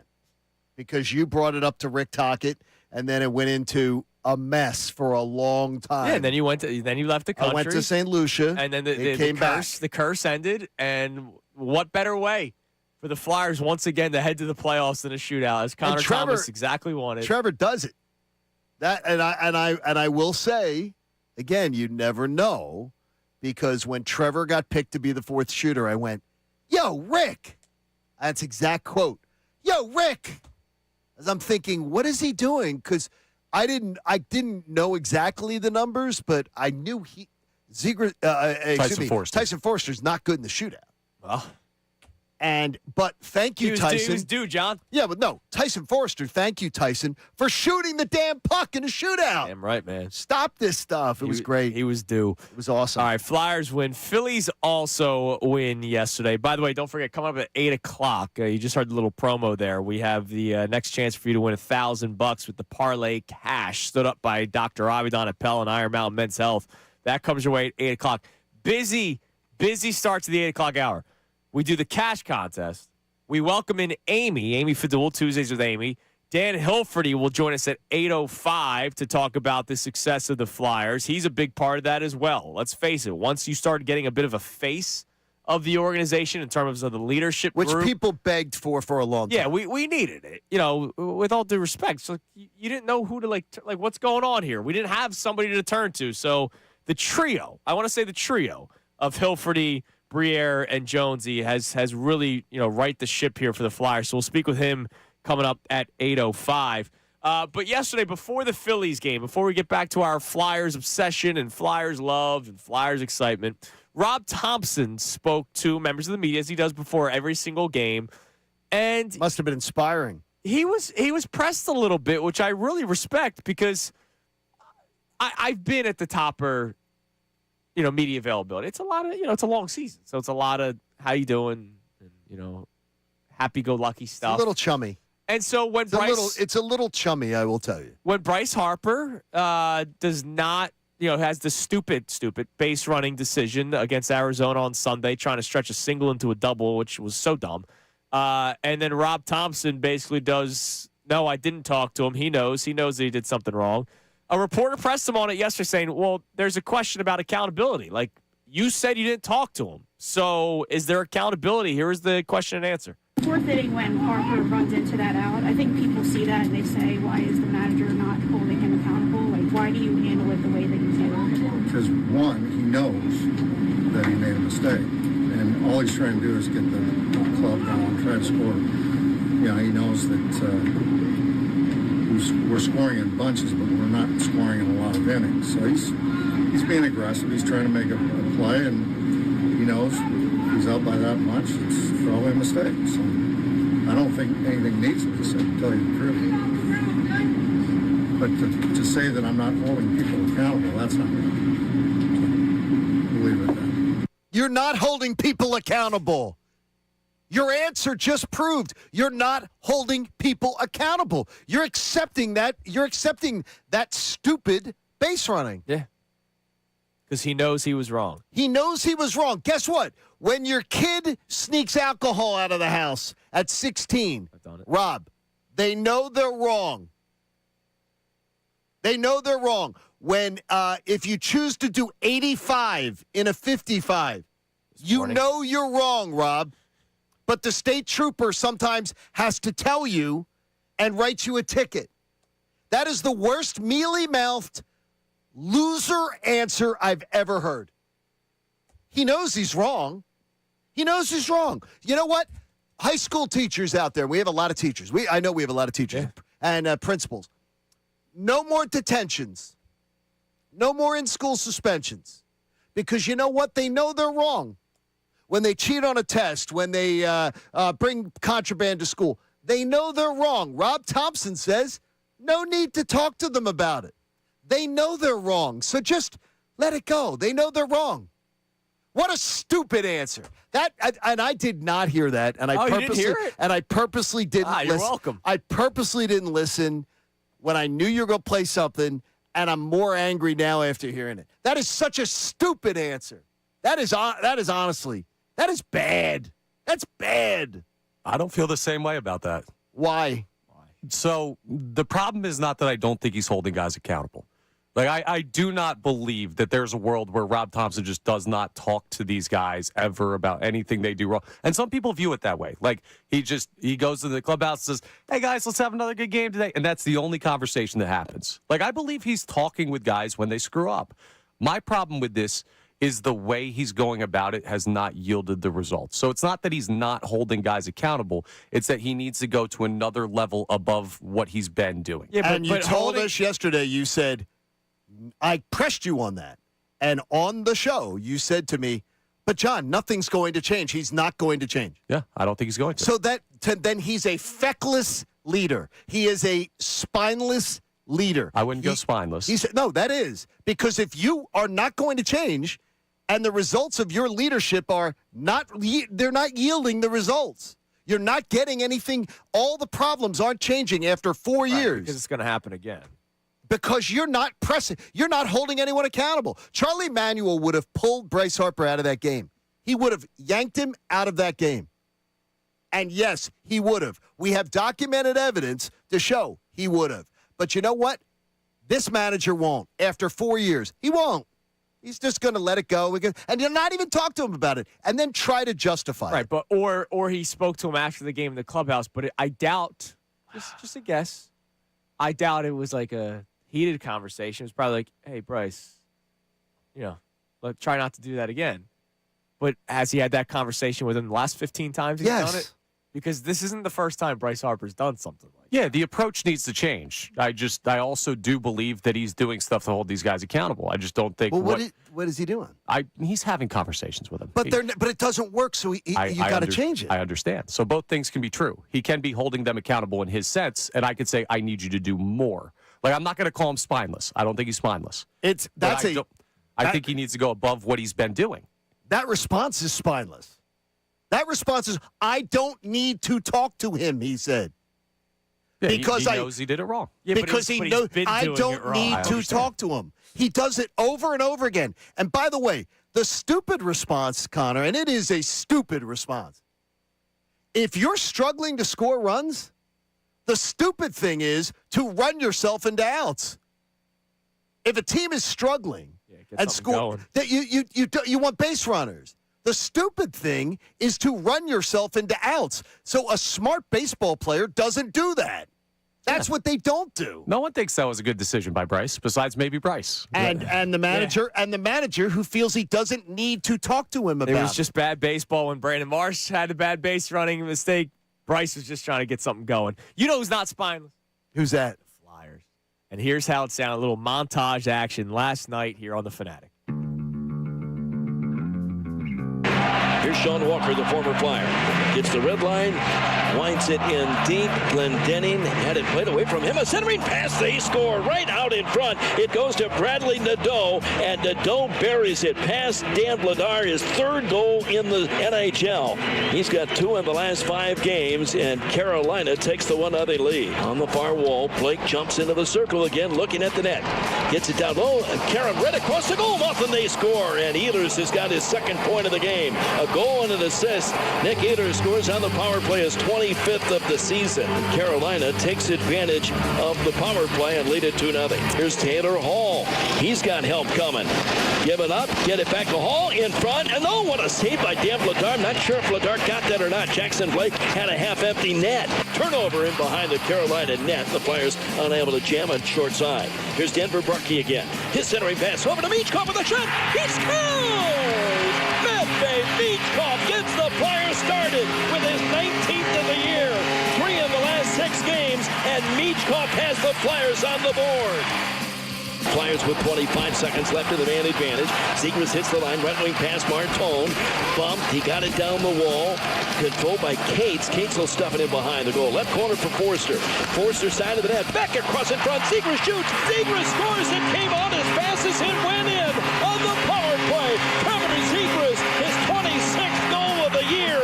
And the Flyers have tied the score at 2. Taylor Hall, checked by Martone, dishes it back to his defenseman.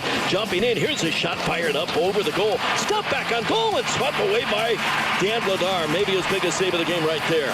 The Canes come ahead. Keandre Miller skates all the way to the Flyer line. Makes the left wing pass. Carrier with a shot. Great save by Vladar, diving over to his right. Here's Tyson Forster. Here in the shootout. Forster swings to the right circle, looks at the net, shoots, he scores! Tyson Forster puts it behind Bussey. The shootout lead for the Flyers in the 4th round. Left circle, the crowd on their feet. He goes in, faked it, shoots, saved by Vladar, and the Flyers are headed to the playoffs. They clinch the last playoff spot. 3rd in the Metro Division, beating the Carolina Hurricanes 3-2 in the shootout. It's 2010 all over again. On the 2nd from last day of the regular season, the Flyers get it done in front of the home crowd. And they're headed to the postseason for the first time in 6 years. First time in 6 years and first time in 8 years that we'll be able to see it on Broad Street. Great job by Connor Thomas there. Great job by Tim Saunders as well. Nice work. Unbelievable and stuff. how great is it for Tim? And Jim Jackson, Brian Boucher. That's great. That really works out well. Yeah. Look, it's fantastic. It's been a long time coming. And the building was rocking yesterday. Tonight, Orange Night does continue. By the way, playoff tickets go on sale today at 2. So at the beginning of Unfiltered, you can buy your playoff tickets for the Philadelphia Flyers, who will take on the Penguinos. Right, how about that? Coming up next. Today's headlines. Do you have a Pete Alonso home run in today's headlines? I saw it. I do not have it. We can talk about it, though. I'll bring it up. Also, a really cool call that I want to get to. Somebody that I've been talking to for many years now. And he was able to watch the game somewhere a little bit different than where we watched it. It's Kincade and Salciunas, 97.5 The Fanatic. So happy that we have a Bradford White water heater in our home that Bradford White has long provided us with, well, reliability and peace of mind that we know whenever we need hot water, we've got it. Top performance year after year. That's what people around here expect, and that's why a local company like Bradford White delivers over and over. Their new Infinity tankless and Aerotherm hybrid heat pump models, it sounds really, really like space age. Well, let me just tell you this. They take up a lot less space. They deliver the hot water on demand, and they also save in cost efficiency. So year after year, you want to start saving on your water bill. You want to be able to save on being able to have to heat that water. Bradford White water heaters are the best, and you're going to love it. Super reliability. BradfordWhite.com is how you get one. You don't go to a big box store. Go to BradfordWhite.com, find the plumbing professional near you, and get yourself set up for a new Bradford White, because how you heat your water, it matters. Choose my friends at Bradford White. Kincade.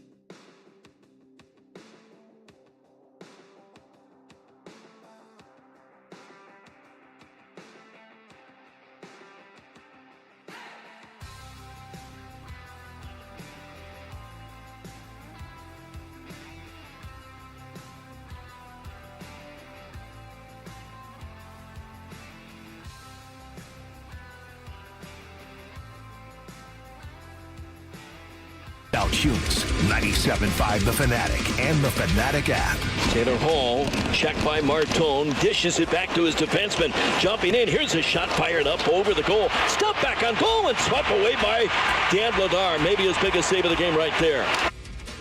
All right, that's how it sounds here on 97.5. The Fanatic Flyers get the win. They're going to the playoffs for the first time in 6 years. It is a Tuesday morning. Amy Fadul ready to go. She's rocking her Flyers gear. Amy in studio with us for the remainder of the show starting at 8 o'clock. Your chance to win $1,000 right at 8 o'clock. Dan Hilferty joins us at 8:05 to talk about the success of the Flyers. We have Coots on at 9. We have Chris Pronger on at 9:30. Very busy day today. A day of celebration. That's really for the like Flyers, incredibly man. busy. Yeah, I love it. It's which great. is awesome. Now, I also want to go to our next caller. Before we get to today's headlines with Connor Thomas, somebody that I've been talking to for many years now, not stateside, but from Argentina, our man Mariano from Argentina. What's going on, Mariano? What were you doing last night? How are you guys? It's always a pleasure to talk to you. Every time I get the chance to call, I never miss it. I did something special last night. I actually sent 12 invites to people I know love Philly sports. 9 people actually made it. They showed up to a bar we always go. I give this bar money to buy the subscriptions to watch the sports, and actually everybody showed up with the Flyers gear. It was incredible. We were celebrating. Nobody was understanding anything. Everyone surrounding us was not aware of what was going on. Who are these guys? What are they celebrating? But it was incredible, guys. I swear, the amount of emotion, and it was just incredible, man. Yeah, that's so great. You pay the bar for the subscription for the package? Yeah. Yeah, I got an arrangement with the guy. I actually used to go to high school with him. So I gave him the money to buy the NFL, NBA, NHL, the whole thing. I spent like $100, but it's worth it because he hooks us up with free pizzas and beers, and I do it for the love of the game. I don't care if I end up losing money with this. It's my passion. I love Philly sports. I would do it again, and I like I tell you, man, I'm surrounded by great people that I actually got them to fall in love with Philly sports too. And it was incredible, man. So after last night, we had like a deal that if the Flyers made the playoffs, everybody was actually going to buy like an official Flyers jersey. So last night, 9 people showed up and 9 Flyers jerseys were ordered. Dude, that's I love that, Incredible, man. That's fantastic. Thank you so much for calling it Great job. and let us know. And call throughout the playoffs, all right? I'm curious. I want to know what the bar, if you get all 12 for the playoff games, all right? I actually managed to buy the usual package I used to be able to buy to make international calls, so I'll be calling, guys. Oh, you're the man. That's fantastic. Mariano. Enjoy yourself. You're the best, too. brother. That's awesome, dude. He got nine fellow Argentinians that are Philadelphia fans to get together to watch the game. He's going to get all 12 for the playoffs. Has to. And now 9 jerseys. That's amazing. See, that to me is really, I don't know how really quick good. he'll get them. Hopefully he gets them by this weekend. And hopefully they're spelled correctly. It's time now for today's headlines with Connor Thomas. Today's headlines with the Connor Thomas. What we got? It's brought to us by Lundy Law. For over 70 years, Lundy Law has been fighting for injured people. If you need them, remember the name, Lundy Law. Your injury lawyers, visit LundyLaw.com. That's LundyLaw.com. Now, this is from the weekend, but it needs to be heard because for me, this is one of the greatest walk-off home run calls I've ever heard. Don Orsillo calling the game for the San Diego Padres, and they walked off the Rockies multiple times. But this Gavin Sheets homer gave a great opportunity to a great broadcaster. Sheets to deep right center field. It's back. A 3-run home run to walk it off. Second straight night for San Diego. Holy Sheets. Just a great He had call. that great. one ready. Yeah, he had that one ready. That's awesome. That's awesome. I do like that one. It sounded like they won the World Series when he was first doing the He was just call. excited because he knew he had that in the Yeah, back exactly. pocket, I think. That's what that was all about. But I wanted everyone to hear that because that was a good one from over the weekend. By the way, speaking of home runs, I brought it up last break. Pete Alonso, did you see what Pete Alonso did yesterday? No. He hits a go-ahead home run. He's now Okay. with the Orioles. All right. And there wasn't many fans there. It was late. So he hits the home run to a guy in a polar bear costume.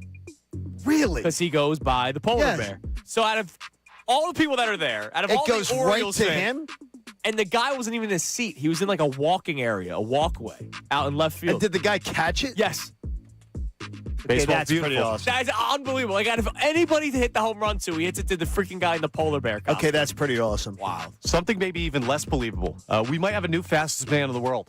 What? He's barely even a man yet. Are you guys familiar with the game of gout? No. Gout. I thought that was like when people's feet hurt. Gout is the new hot name in sprinting, and he had a major accomplishment. Oh, yes. Gout's in front. He's coming away now from Murphy. Can he be as quick as this morning? Oh, incredible. Oh, 19.68. Where's the wind? The wind's legal. He has absolutely done what everybody thought he might, but he's done it at 18 years of age. Announcer was very Wait, excited. was that a race or was that from a website? What was that? Calm down. That was that's what it sounded Gout like. running a My gosh. 19.67 official, the fastest 200-meter time for under 20 in world history, beating Usain Bolt's time. So a lot of people believe that that's the next sprinter name to know. The next Usain Bolt might be here with Gout. Love that. I used to love watching Usain. I'm not, I'm a fake Olympic fan, right? His was one of any Usain Bolt racing event was one that I would watch. Phelps with the swimming. So if I can get a Gout, I'm in. Yeah, gear up for the Olympics. Only for the Olympics, though. Like, I'm not going to watch the qualifying. I'm not going to watch By the it. way, I appreciate you being you're a fake Olympic Yeah, I'm a fan. fake because Olympic fan. so many people masquerade as Olympic fans. Yeah, no. I'll watch his races, though. Like, I will pick the time when I know that he's racing. I'll watch it.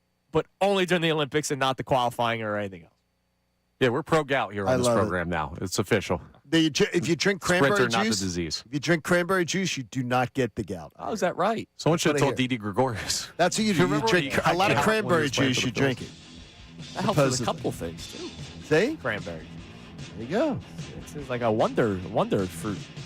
Superfood, people are saying. Superfood. All right, coming up next. Your chance to win $1,000 right at the start of the 8 o'clock hour. We had a winner yesterday, and this show only has one chance at 8 o'clock, and we had a winner yesterday.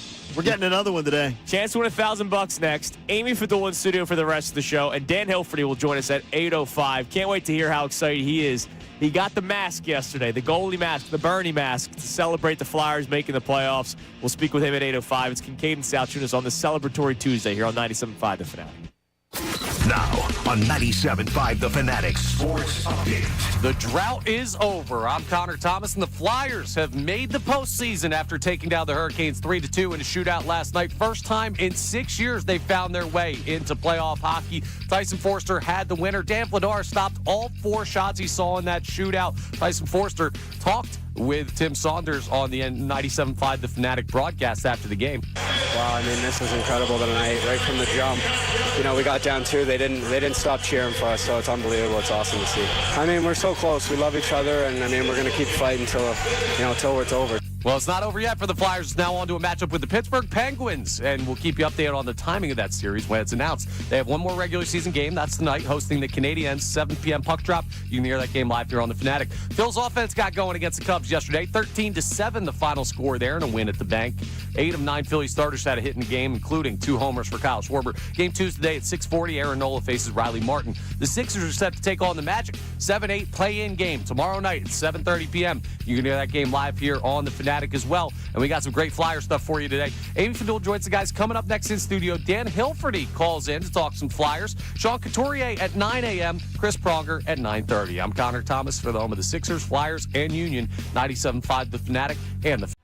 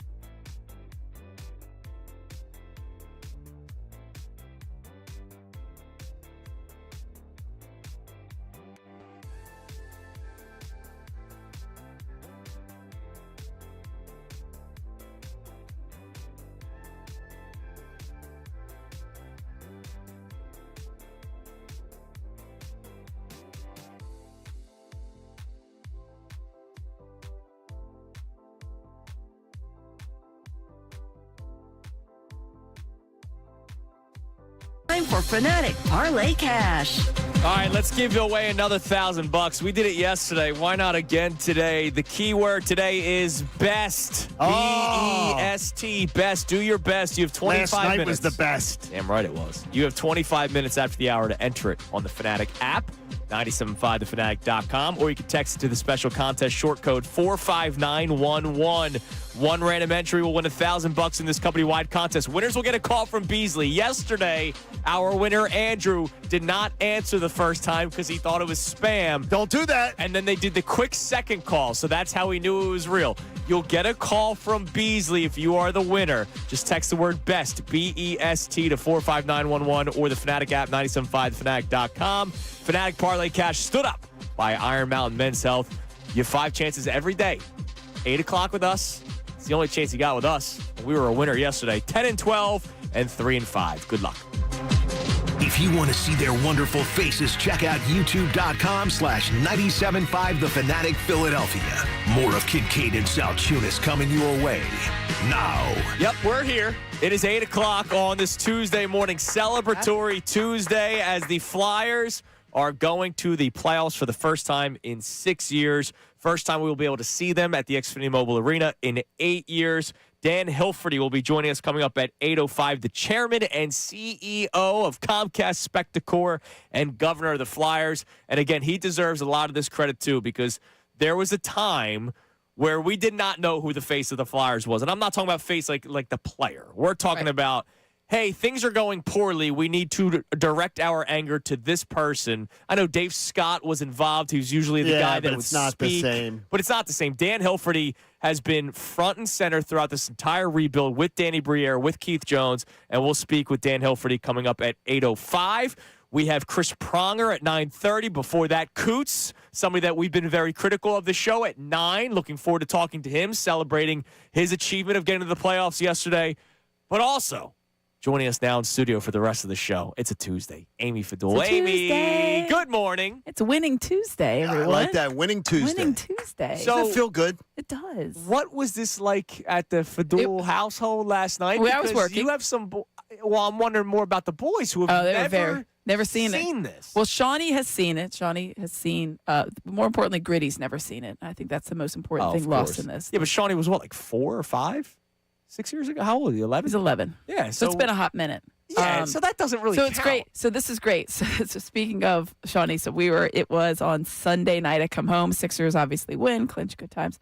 And he was like, hey, so the Flyers have a chance tomorrow. I'm like, Mom, what do you think? And I was like, well, it's not the same thing. They're going to rest players because they don't have as much to play for, the Hurricanes, but it's not the same thing as like what you saw in the NBA, where literally wholesale, like people you've never heard of are playing basketball. He's like, wow, yeah, the Hurricanes have like 100 and some point. He's like so locked in on the standings. That's so awesome. It's like so great. I'm walking home. I'm walking in the door at like 9:30, and he's like peppering me about, then if they don't get it that night, but even if they get overtime, so he's all figured it out. So he was like super, super excited. So in other words, if you got sick, he could fill in. He could absolutely He probably could. He could talk about it probably more aptly as far as like the numbers go than most people out there. But yeah, no, he was very excited. Last night he stayed up and watched it, and then so I didn't get to see him until this morning. So he was just like, "Can I wear my Michkov jersey to school?" And I was like, "It's going to be like 90 degrees today." Well, it's an orange out today, so it's good that he's doing what he's got to do. Yeah, he's got to do what he's got. And Michkov has turned it on. Yeah. Which is great. Great to see, because honestly, if you want to be honest, that was like one of the, even when they were the most points since the Olympic rate and everything was going well, there was that one like, oh, well, it'd be really great if he was along for this ride. Correct. The criticism was fair. It was absolutely fair. He hadn't been there. And it's really great to see the last couple of weeks to really see him come back to shine. Yeah, so it's been great. He nets it, makes it 2-1 yesterday. Zegras with the goal on the power play. Zegras is the only human that knew he scored. I feel like, and he does that a lot. Like he celebrates a lot. So you're like, yes, is that a goal? Is that a goal? I mean, it went in and you're right. He knew it. He knew it. I was like, thank goodness. And then the shootout. What? Of course. And honestly, of course, shootout. So we were on set. So Ruben and Amaro and I are on set for Phillies, and we're paying attention on our phones, of course, because we're so locked in. And so he was like, "Who are they going with?" So I look at the list, and I was like, "Tyson Forrester." and I do a quick search. 1 for 8, and I was like, what is happening right now? Saying. That's his last guy? I said, I was like, his fourth choice. No, I was like, this is not good. I was very nervous by that. I would love to know, and I didn't get to hear the post-game comments from Tocchet to know if he was asked by that, but I was like, okay. He was due, Amy. He was due. Well, he was due, and it was awesome. But have Vladar be that that guy at the end, and he had a great comment in the dressing room afterwards about how like Danny Briere told him like that. Listen, the postseason's our goal. Like don't listen to the outside noise, and everybody's going to say we're going to rebuild, but this is what we're aiming for, and we're gonna get it. I think that's really great. All right. Well, to continue the celebration, before we even bring him on, I want to say it again. We said it coming out of the break. What Dan Hilferty has done with this organization and being a big part of it, being like sort of the face that you can turn to. I know Danny Briere has a lot to say in terms of the players on the ice, and so does Keith Jones and Rick Tocchet doing a tremendous job in year one as the head coach of the Philadelphia Flyers. But there was a time when things were going really poorly with the organization, and you did not know who to turn to. Yeah, now you have a chairman, you have a CEO, you have a governor. Guy's got 3 titles, though. Yeah, that's impressive. I don't know how you it's do like it all. It's a hat trick of titles, but it's nice to be able to say, hey, this guy isn't doing well, or this guy is leading the team to the playoffs for the first time in 6 years, and Dan Hilferty joins us now this morning. Hey, Dan, congratulations to you. I imagine last night was a very special night for you and a lot of people within the organization. Well, good morning, guys, and I just have to say you're exactly right. Last night was just an exciting night, not just for our players, our coaches, Danny and Keith, and certainly Brian Roberts and the Comcast family, but it's good for the community, and so I'm just ecstatic. It's so exciting, Dan, to see it come together. I know you and I have had some extensive conversations while this was coming together, and you had great belief in the team of Jones and Briere. What did you see in them, and what have you seen come to fruition in their plan? John, you're absolutely right. The key thing for me was I wanted a team at the top who I felt could really work together, who obviously knew the game, and I know contrary to some feeling in the area, I wanted some folks with Philadelphia roots. And both Jonesy and Danny are true Philadelphians, and they finish each other's sentences. And I just felt that you put good people together, then you talk to the group, good people together who trust each other, who are willing to admit mistakes, who are going to be patient. And that was just my thought on how we should proceed. And hey, they've proven time and time again that they're the right guys for the job. Dan, congratulations. Personally, I was so excited to see guys like Jonesy and guys that I've worked with over the years at NBC Sports Philadelphia, kind of get the Flyers back to where they should be. But the idea at the beginning of the season was, let's see what we've got. Maybe something happens, maybe something doesn't. But there seemed to be a shift after the Olympic break. Did you recognize that there was a real chance to make the postseason? It wasn't just a season of let's try to get better and try to position ourselves for the future? Yeah, and I have to say that I'm the eternal optimist. So I would count games and look at post the break for the Olympics, but it was really looking in the eye of the eyes of some of the players. And there were comments they made in the paper to the media that I really thought they had a chance to do something. I don't know that means make the playoffs, but I just had a feeling about the players. And then we kind of mapped out. We put it in 5-game segments, and my theory was that we had to go 3-1-1 every 5 games. And we would joke about it. We didn't even think that would be enough, but we would joke about it and say, "Hey, we're on pace after every 5." And just as the momentum built, you began to think, we just might get there. Hey, Dan, what did it mean for you during the celebration in the locker room yesterday? They've had the victory mask this year, and it was handed to you last night. So for you personally, I mean, what did that mean to you to be a part of this? Well, I'll tell you, Andrew, from the beginning, this is my 3rd full year as part of the franchise, and I just really have a feeling for these guys. It's a little bit easier for me. I'm not judging how they play on the ice. I'm not making decisions around hockey, although I'm involved. I'm in the room, and I just gravitated towards them, and I'm happy to say they gravitate towards me. And last night was kind of an exciting moment and a culmination of I believe a trust between the players and me and the business side of the franchise. Dan, one of the things that's important to note, though, you get the people who have been skeptical about, the rebuild and questioning things along the way. You are in no way saying mission accomplished. And we've been talking about it this morning. This is step one. This is like the starting block of what you guys want to accomplish. You're celebrating this, but this is about a long-term plan to make this franchise relevant again, and this is just the beginning. No, absolutely, John. And when you think about it, from the very beginning, Jonesy and Danny and then Talk have been talking about, not going to use the word, but the rebuild, and the word being processed, the rebuild. And we were saying, we're going to be patient. This is going to take a few years. We're not going to make a rash decision to bring in a stopgap solution. And they've stuck to their word. I believe they've done a terrific job in drafting and developing young players. We'll see as time goes on. So yeah, this is just step one. And we talk about a culture, building a culture of sustainable excellence. I know culture's over years used. I don't care. I believe in culture, and it's sustainable excellence where year after year we'll compete for Stanley Cups. And that's what I think the people of Philadelphia, the region, deserve, and that's what we're going to try to do.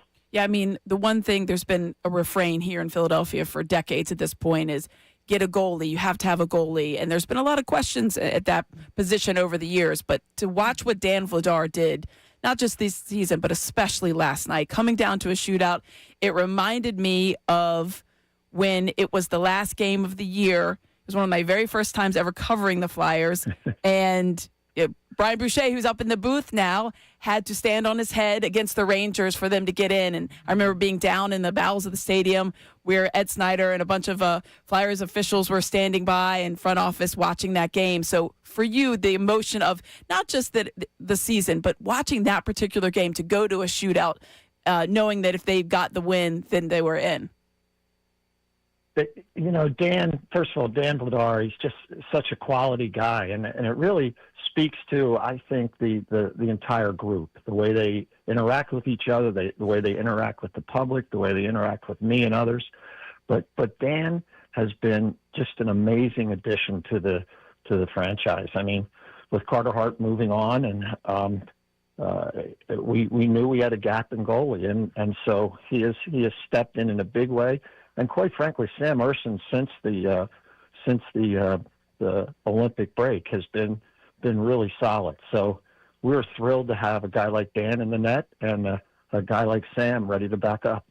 Chairman and CEO of Comcast Spectacor and Governor of the Flyers, Dan Hilferty, we appreciate the time. Now, I do have to ask this question, though. Will we be a little slower on the ice today? Hey, like I said, I don't judge. I'm there to support. Yep. But thank you all very much, and go Flyers, go Sixers, and this is a great time to be behind Philly sports. Yes, it is. Yeah, Thanks, right. Dan. Congratulations. There he is, Appreciate Dan you, buddy. Hilferty joining us here on Kincade Salciunas. That was Amy with not us as Dan well. on the mechanical bull last night. No. Yeah, I would imagine Yeah, that. it I was would not imagine the skates are moving a little slower. All right. And I slower would tell you, from knowing Rick Tocchet for around 40-some years, he didn't disapprove. Oh yeah, He didn't disapprove. I'm sure that he probably is saying, he's probably saying, you know what, boys, this was a long, long journey, but guess what? Tomorrow morning, it'll be about getting ready for the Penguins. Do you think tonight's one of those nights where Rick goes, you know what? Hey, I want you to coach this game tonight, because they've done that before. I don't know. Hasn't Torts used to Torts go used to do every that. once in a while? He would go up to the booth. Torts has done that. Yeah. I don't know if You he think does Rick that. Tocchet does that? Maybe he just kind of like sits back a little bit. It'd be great if tonight he shows up in like a quarter zip instead of the suit. I You know love what I that. mean? It's Yeah. like, hey, let's just. I love enjoy it. this. I would like to see if tonight would be funny if Toc actually put his tie, if he actually pulled the tie all the way up. I really which gotta drives ask him Christina, about his which drives tie last Christina night, though. nuts.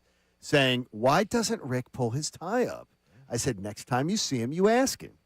I said, you ask him. It was tied up last night. It is a weird I said, tie. See that gap? You see it now in Catholic school, they would come by and pull it up for you if you didn't. Thank God this isn't Catholic I'm school. telling you. This is Flyers hockey, but we do have the Pope on our side. Yeah, we do.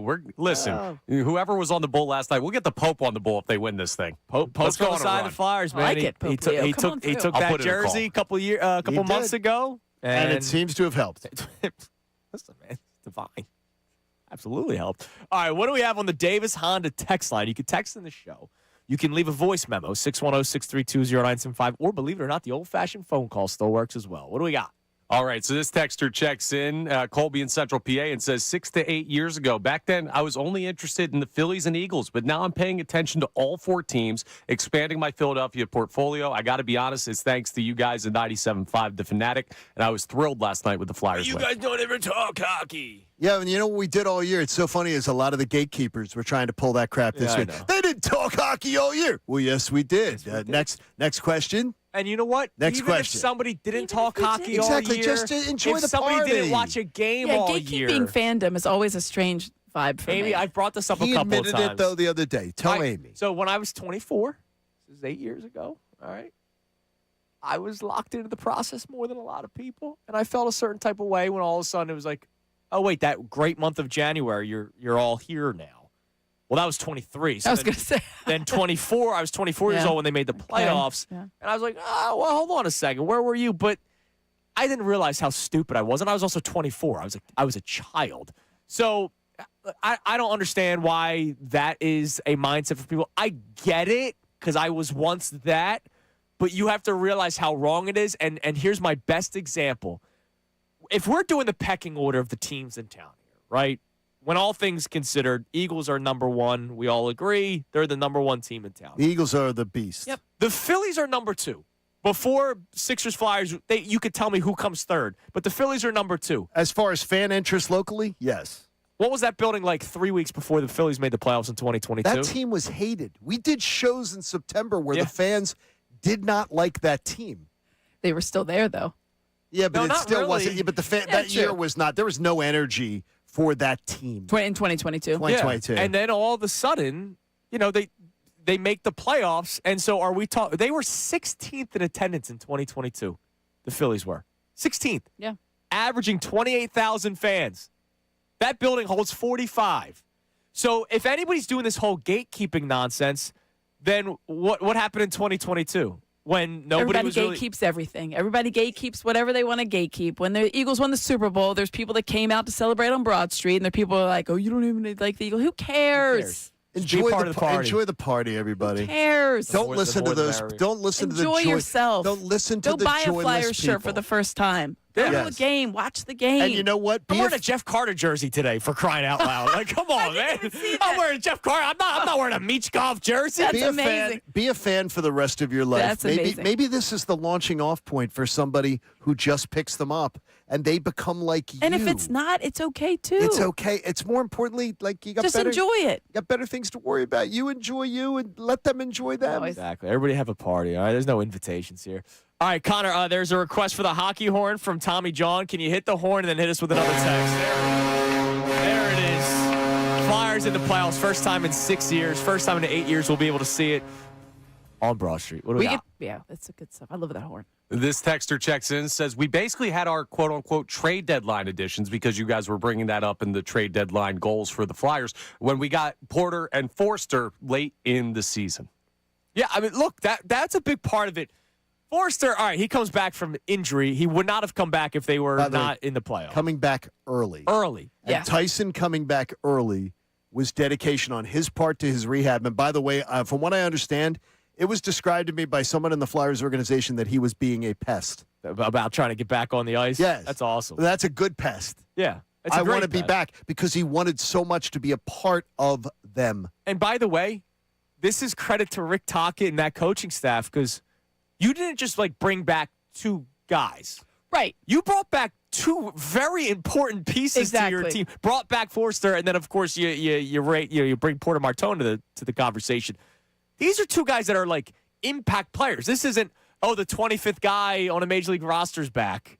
he cleared waivers. Like, these are legitimate players that you had to find a way to make things work. And, man, it's been fantastic. It's been unbelievable. Unbelievable. All right, what do we got on the Davis Honda text line? Feel the Davis difference. Check them out in Burlington. All right, so we have a check-in here from Chris in Harleysville who says, as an IUP alum near Pittsburgh, I'll have a year's worth of trash talking with my college friends that are Penguins fans. If this goes our way, it'll be awesome. Yeah, we need it. That rivalry, man. Look, crosstown rivalry. We might have Sixers Celtics, and next week will be Phillies Braves at one point during this. Phillies Braves, a lot coming up. Yeah, like next week is a crazy week. Yeah, regardless of who the Sixers play, right? But it's a crazy week next week. If the Sixers get the Pistons, it's the Tobias Harris series, man. Oh. So you have rivalries regardless. Stop it. It's a rivalry series for you. Yeah. It's like the assassin score, man. I got to worry about him. He's speaking this into existence. I know he is. You're just don't do it. You're don't doing you do this. it. After Don't what you do I it. did with the shootout last night. Dude, he was barking at the fans the other day. For good reason. For good reason. It's people like you he's barking at. He's going, you kiss the butt of everybody else. Yeah. And then and look past that. Really, really great playoffs. He's like, that's great. Yeah. Coming up next. Flyers aren't the only team we're celebrating today. Phillies with a nice win yesterday. Are we going to see a member of the Phillies reach a club that not even 30 people are in? Wow. Thought of this yesterday. It's Wow. Kincade Salciunas, 97.5, The Fanatic. I love Benari Jewelers, and Benari Jewelers is absolutely awesome because they're different than every other jeweler. They're going to put you at ease immediately when you walk in. Let me tell you what it's like buying a diamond at Benari Jewelers. First of all, they're stocked with hand-selected diamonds from the world's premier diamond cutters. So they've got showcase after showcase with the most sought-after bridal designers that you're ever going to find, the kind that she has all over her Instagram. Then they've got the one-of-a-kind rings that you can't get at the corporate box jewelry stores that you find in the mall. So you're going to go in and you can even custom design her the perfect ring just for her. Look, if I helped Brendan Gunn be able to design a custom ring, well, I brought him to Benari. That was my help. They walked him through the process. He designed the perfect ring. She said yes. It can happen for you, too. They also have their industry-leading 110% diamond upgrade guarantee, so your diamond never loses value from the minute you buy it. Benari's a direct diamond importer, so you get the diamond she deserves, the ring she wants, and you're still going to stay under budget. When it's meant to be, it's a Benari. Benari Jewelers, Exton and Newtown Square, two amazing stores, and you can check out and get more information at benarijewelers.com. Now on 97.5 The Fanatic Sports Update. The Flyers are postseason bound. I'm Connor Thomas, and the Philadelphia Flyers have punched their ticket to the playoffs, taking down the Hurricanes 3-2 in a shootout last night. Tyson Forster had the winner, and Dan Vladar stopped all 4 shots he saw in that shootout, including the last one, to send the Flyers to the playoffs. Nikishin to keep the Canes alive. From the left circle, the crowd on their feet.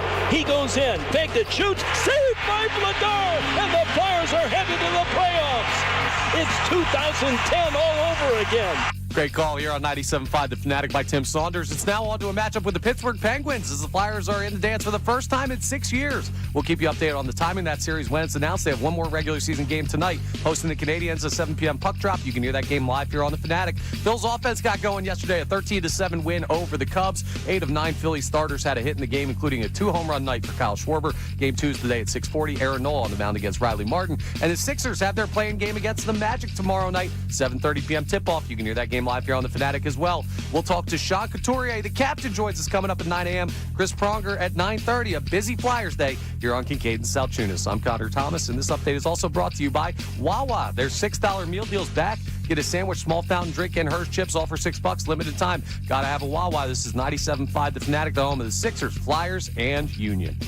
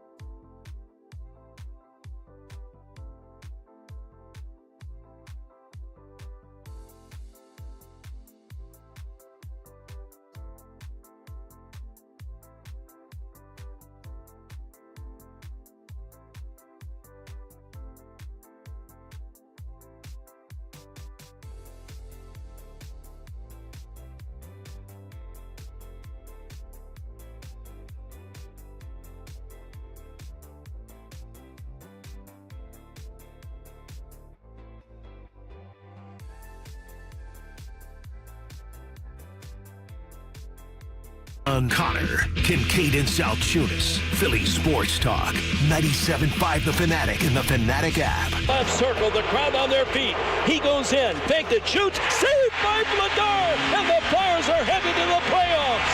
They clinch the last playoff spot. Third in the Metro Division, beating the Carolina Hurricanes 3-2 in the shootout. It's 2010 all over again. On the second from last day of the regular season, the Flyers get it done in front of the home crowd. And they're headed to the postseason for the first time in 6 years. So happy for Tim Saunders to be a part of that yesterday. I remember when the Sixers first made it back to the playoffs after the process, thinking of Tom McGinnis and everything that they go through. I mean, look, they have awesome jobs. They are very fortunate to do what they do for a living. But let's not act like calling like 10 straight years of bad something is necessarily all that fun. Not. I mean, these guys have to be positive. They have to put a good spin on it. I mean, it's rough. I mean, you do post-game shows, and you did post-game shows of process days. For the process, for the 10-win season. Yeah, you're finding things to talk about feigning someday. enthusiasm. Yeah, exactly. Yeah, I mean, you can only feign so much enthusiasm. That's the one thing that's so great about Philadelphia is that you can't be there in that false kind of like, well, here's what you have to call it like it is. But it does get old after a while. You don't want to keep calling it like it is. That's depressing. And so this is surprising for a lot of people. I would imagine maybe even surprising for some people that do the play-by-play of the Philadelphia Flyers, that they made it to the playoffs last night with that win, shootout victory over the Hurricanes, 3-2. Flyers are going to be taking on the Pittsburgh Penguins. Speaking of Pittsburgh, 9 days from now, day one of the NFL draft, which is in Pittsburgh. So Pittsburgh's got a busy week. See, that's just, it's all ridiculous. This whole thing is just ridiculous. This is a crazy week. For Pennsylvania, it's a crazy week. It's also crazy that, so the NHL season ends on Thursday, and it's like, well, all right, everybody, let's go Saturday. Yeah, Saturday. Wow, all right. There's no ramp up. There's no runway to it. There's no play-in tournaments. No, you just go. Sixers winning tomorrow? Yeah. All right. And so it's the C's. Mm-hmm. So we have the rivalry week. Rivalry week. Sixers, Celtics, Flyers, Penguins, Phillies, Braves at the latter half. Let's go. All right. You don't think they're winning? No. No, it's not what I want, remember? I know what you want. Would you start playing with that? Hey, Jimmy Lynam agreed with me. He said it lines up that way. There's no chance to beat the Celtics. You have a chance. You could potentially find a way to He said if you had to choose, but he will also guard against if you get into an opponent. He said, they get opponents dangerous business. Because if I'll take my chance. Paul Reed straight up said that the Knicks were the lesser opponent. Here's why But you're banking on them getting past the Hornets, who are one of the hottest teams in the entire NBA, and the Sixers have a real trouble defending the three. Who's the best three-point shooting team in the NBA? Paul George had a really good game that last time defending the three. Okay. There's 4 of him? They have 4 guys who are in the top 5 of three-pointers made. There are 4 of them. Is Embiid playing? No. Look, Amy had that in the holster. She was waiting. She was right. She was waiting for that one. Are there 4 of him? I mean, I like their chances in any play-in game. You know what I'm saying. I like their chances against the Hornets. If it's the Hornets that come out, I like their chances against the Magic. I like their chances in both of those. One, because against the Magic, there's no true center. He's okay. Wendell Carter's fine. Yeah. But it's not like a dominating center. They run their offense through. So that helps the Sixers, right? And then when you look at the Hornets, they don't have that either. They do have a lot of firepower on the wing. They have good wing defenders in Kelly Oubre and Paul George, and I think VJ can get out there too. And I think that's too young of a team to really make any real noise. So I like their chances. But let's not even worry about it. Yeah, I don't want to play the game of if they go ahead and lose to the match. I don't want to no, just go ahead and take care of business and call it a day. Right? Yeah, just like the Flyers. Like they could have done it tonight. Yeah. But nobody wanted to screw around with that. Just get the job done. Get it done. Some people wanted to shoot out, but that's okay. Correct. Wasn't it sick? All right. I don't know why you're mad at me for this. Question for you all. I thought of this yesterday when I saw him hit his second home run of the game, Kyle Schwarber. Kyle Schwarber is at 346 home runs, Johnny. Does he reach the 500 club with the Phillies? He signed, what was the extension, 5 years? 5-year extension? Yes. He signed the 5-year extension. Do we see Kyle Schwarber in a Phillies uniform? How many does he have? He's at 346. So if he averages literally 40 a year. Yes, he should. Yes, he should. Which that's a lot of home runs. He should. No, he doesn't. I mean, look, he should get there because by the end of this year, the first year of the contract, What does he have right now? 6 already. No. What does he have number? No, 346 So he total. has 4 more years here or 5 more years here? He has 4 more after this 4 year. more after. So including this year. He's only going to need It's to less average than- 30 a year. Yeah, then it's like 30. After this year. 31. Yes. He should get there because he should get. He's going to need to front load that. He's got to front. Exactly. Yeah. Which Now, is fine. Look, He had 56 last he year? had 56 last year. He's had 46, 47, 38, 56. As long as he front loads, as Amy says, this year, he gets it to like 485 by the end of the year. Something like that. 485. 385. No, 385. I was like, No, I'm saying that's not 385. MLB The Show. No, that would be great. They'll be only 385. 15 away. He gets it to 385, and then he has 4 years to get 115, and then has another He'll get big close. year next year. Has another big year next year, like 40 next year. Yeah. Then he's home I free. think his fall off is still in the 30s. Like his fall. No, but then he's right. home free. And the thing is, he's a DH, which helps. Right, that helps. Um, He's home free for that number. I would think he's gonna get barring there. he doesn't end up like a young man with back problems, which by the way is not good. Yeah, I think we're fine on that. One of the personal that trainers yesterday was telling me all about the Aiden Miller back problem thing and just saying it's not I good. think if Kyle hasn't had that now, I think we're all good. No, you just not don't. a But a younger. lot of times guys can get that. Especially power But hitters he can hits get that. one. but He his hits home. He hit home runs. It's the quickest, most compact swing. It's just, Yeah, his swing is actually back friendly. It's yeah. unbelievable. It's and he does it from one knee. So much fun. That was a 400. flick of the wrist yeah, yesterday. just- it's I don't- unbelievable. He's I it's didn't so think much the fun to first watch. one was going out. Dead center. And it just kept. Sure As soon as and it I just saw that, kept I was like, going. "That's gone." So you thought it was out. I did. Just the See, way that he like swings it. It's just I'm like, is that going out? Is that the, going the out? backs Is that of the back. The bat velocity is just. It's the quickest bat. 6 He's home runs and we're But they had that not in mid-April. question. They had the question on the broadcast of Hall of Famers that are Cubs and Phillies, and there's a good list: Richie Ashburn, obviously Ryan Sandberg, Robin Roberts, Fergie Jenkins. That might have been it. Would Kyle Schwarber join that list for you guys? Yeah, if he hits 500 home runs, Right? That's the thing, he's like- in. If he hits 500 home runs, he's a Hall of Famer. That's like almost the mark at this I point. would think that's a unless lot. you did And steroids. he has nothing against him for that. No. Yeah, he's in. He's in the Hall of Fame. A little bit deeper baseball. Giancarlo Stanton. If he reaches 500, it's going to be an interesting case. Yeah, he is an interesting It's case. going to be an interesting case. Well, David Ortiz really opened the door for that with Yeah, the he DH did. stuff. Right. Because Absolutely. previously that wasn't a position that they acknowledged much in the Hall of Fame. By the way, speaking of Phillies, before we get back to the Davis Honda text line, Philly Davis difference, check them out in Burlington. A lot of Flyers reaction today. 10 years ago today, Vince Velasquez, 16 strikeout game. And credit to Matt Gell. Matt Gell, one of the better reporters, period. Like, not just Phillies, one of the better reporters in the city, caught up with Vince Velasquez. I just saw an article that he posted good. I'll not have to long check that ago. out. He's still pitching. He's in the minor leagues. What? He's in the Cubs organization. Thought he was a left fielder. He's in the Cubs organization, AAA. So at the age of 34, still I did not know that. I still thought going after it. Vinny Velo. I thought he'd given up. No, he's still going minor Wow. leagues, man. I remember that game. That was a great game. I don't know where he was in recent years, but yeah. So Vince Velasquez still Still going. bopping around. He was with Colorado's AAA last year, and now he's with the Cubbies organization. All right, what do we have on the Davis Honda text line there, Connor? We have a lot of people who are very fired up after yeah. last night's big win. Matt from Ontario checks in and says, my hockey heartbeat has been resuscitated. I've had goosebumps just listening to the Flyers talk this morning. I'm so excited. Go Flyers. Bleep the Penguins. That's what this is all about, man. It's You didn't back. say It's, bleep. it's a resurgence for a lot of people. It's a rebirth for a lot of people. Not just the Flyers' rebirth of making the playoffs, but fandom for a lot of people, which is great. The more, the merrier.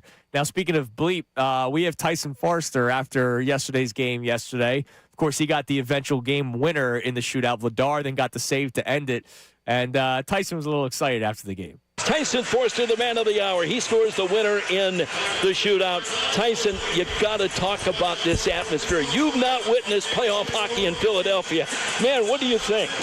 Wow, I mean, this was incredible tonight, right from the jump. We got down 2. They didn't stop cheering for us, so it's unbelievable. It's awesome to see.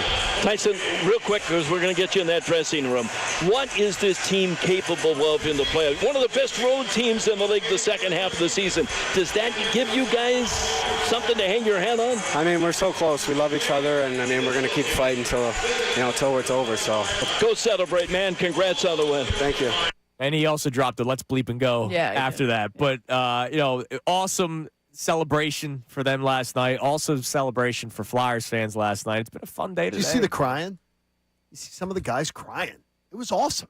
Great. Like, they were so overwhelmed last night. That's fantastic. Oh, they've been literally fighting for, what? A month and a half. Yeah, like And every game. And it would feel like sometimes they would put something together and then they'd have like a big misstep, like 3 games in a row, game, and like then it'd be like, Utah. yeah, Utah exactly. home you know? game. It's just like, so you kind of felt for them in that. I would think that's a little defeating. You feel like you're trudging forward in a positive direction, then you would have like a game like that, and it's just like, ugh. So you feel good for them.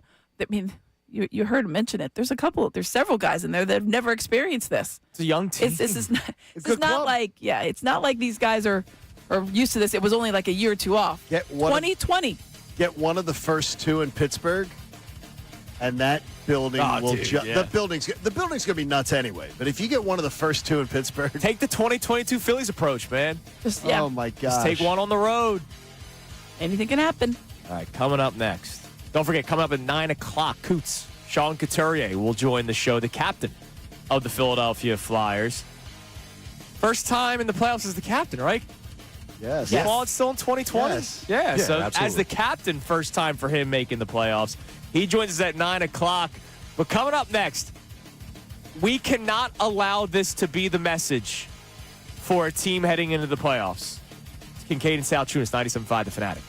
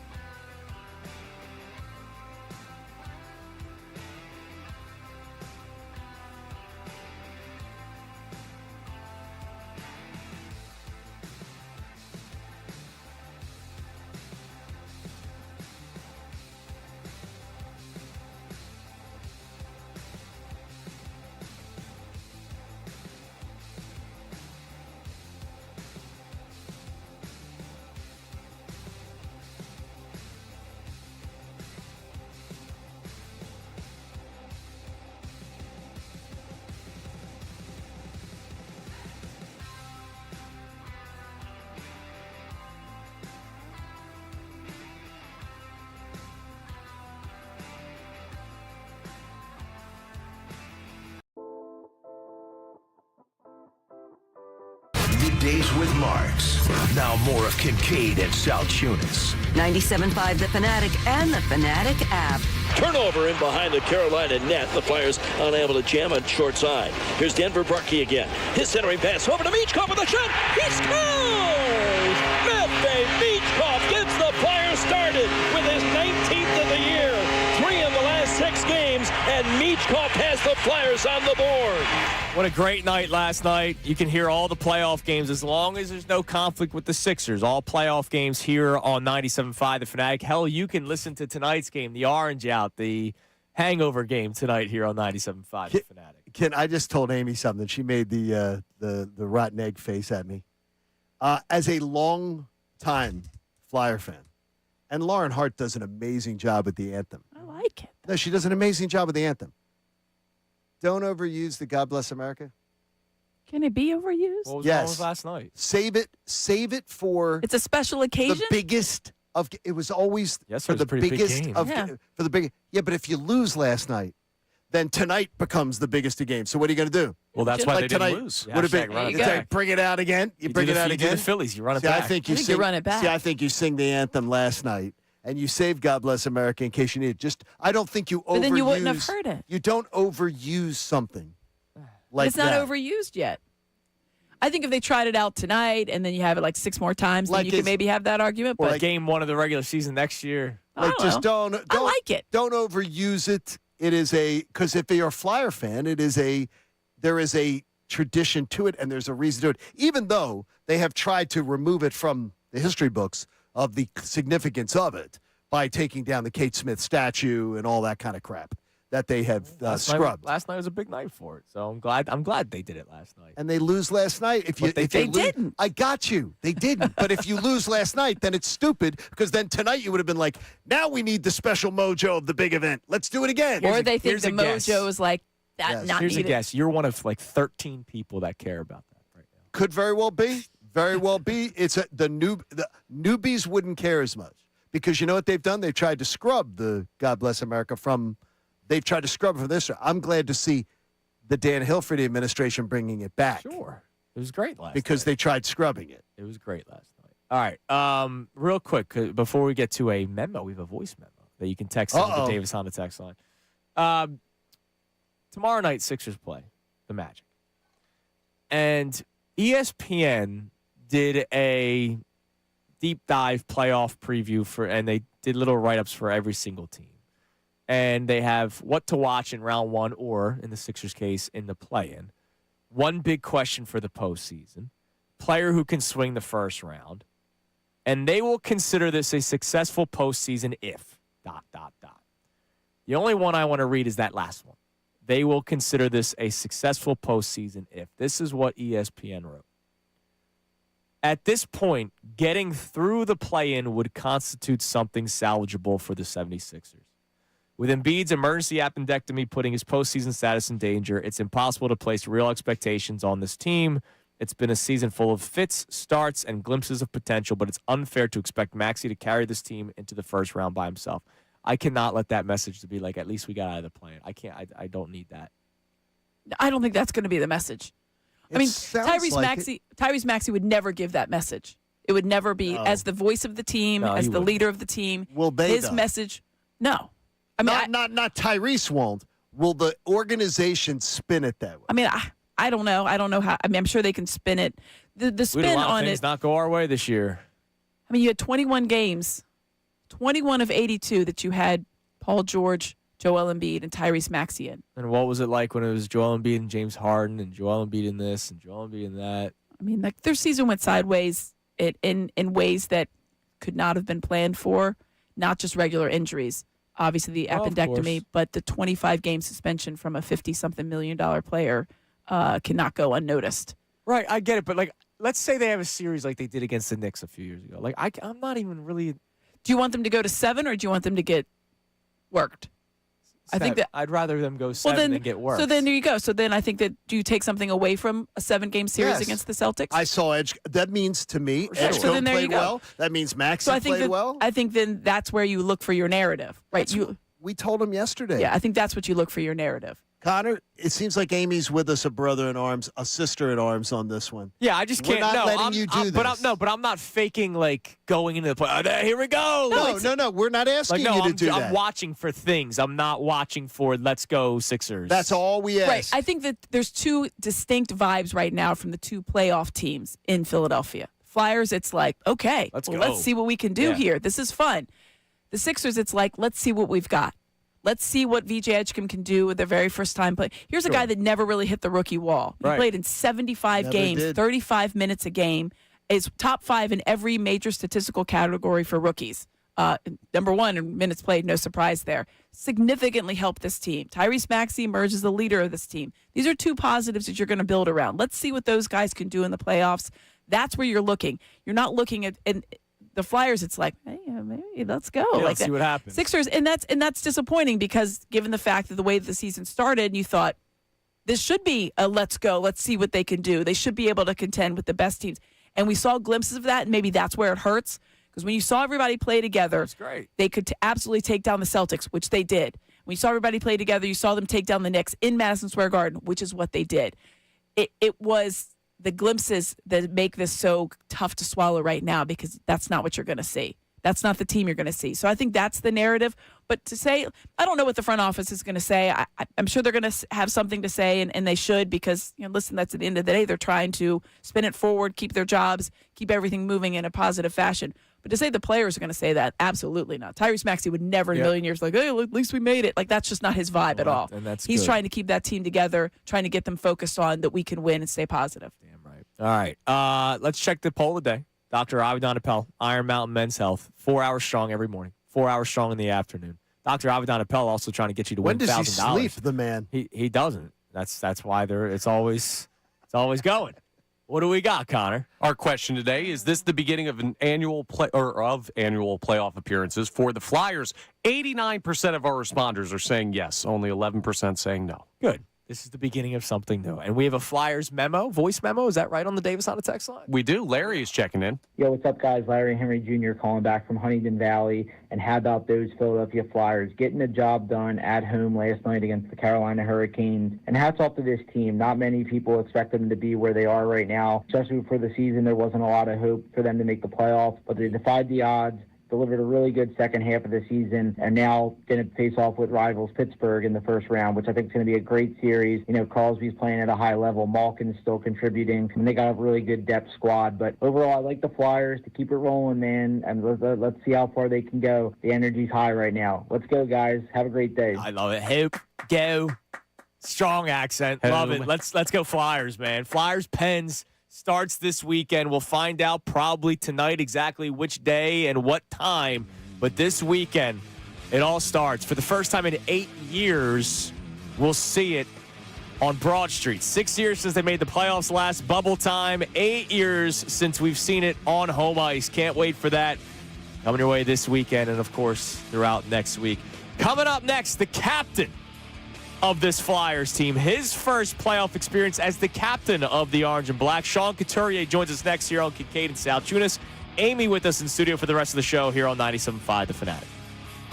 Now on 97.5 The Fanatic Sports Update. The Flyers are in. I'm Connor Thomas, and the Flyers will punch their ticket to the postseason. They beat the Hurricanes 3-2 in a shootout last night. Tyson Forster had the winner. Dan Vladar stopped all 4 shots he saw in that shootout, and Forster met up with the 97.5 The Fanatic radio broadcast after the game.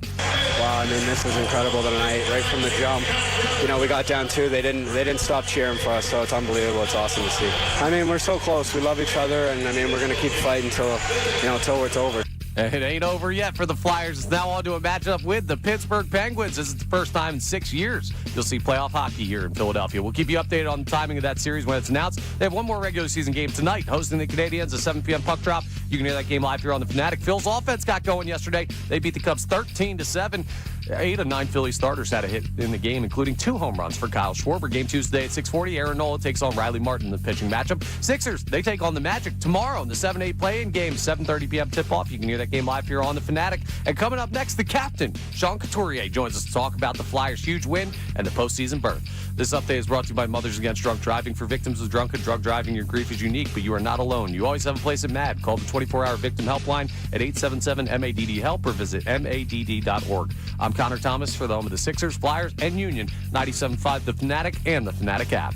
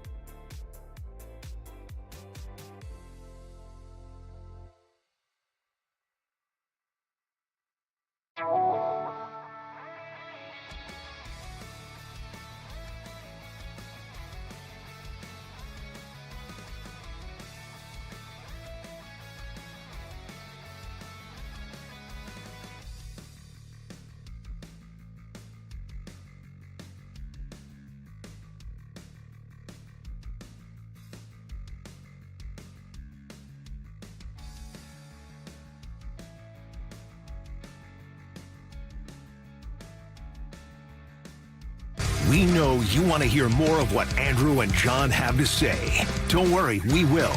But first, let's hear what they got into earlier today on Kincade and Salciunas. Flyers beat the Canes yesterday in a shootout. It's a great day. It's a day of celebration. For the first time in 6 years, the Flyers are in the Stanley Cup playoffs. I don't want this to get lost either. For the first time in 8 years, we'll get to see it in person. Because 6 years ago was COVID. 6 years ago was the bubble. 6 years ago, they weren't even playing in the United States. The bubble was up north. So the fact that the Flyers are not just going to the playoffs for the first time in 6 years, but for the first time in 8 years, all of you season ticket holders that have been there night in and night out and have been given the opportunity to have the playoff package, whether it's the first playoff game or the second playoff game, you're going to be able to see it. I'm very happy for everybody that's stuck with it. This is awesome. This is an awesome thing. Congratulations to everyone involved with the Flyers organization. And again, this is not the finish line. No, this is the starting line for a team in a rebuild. I love what you put out on social media yesterday after they won. Like, they did it during the playoffs.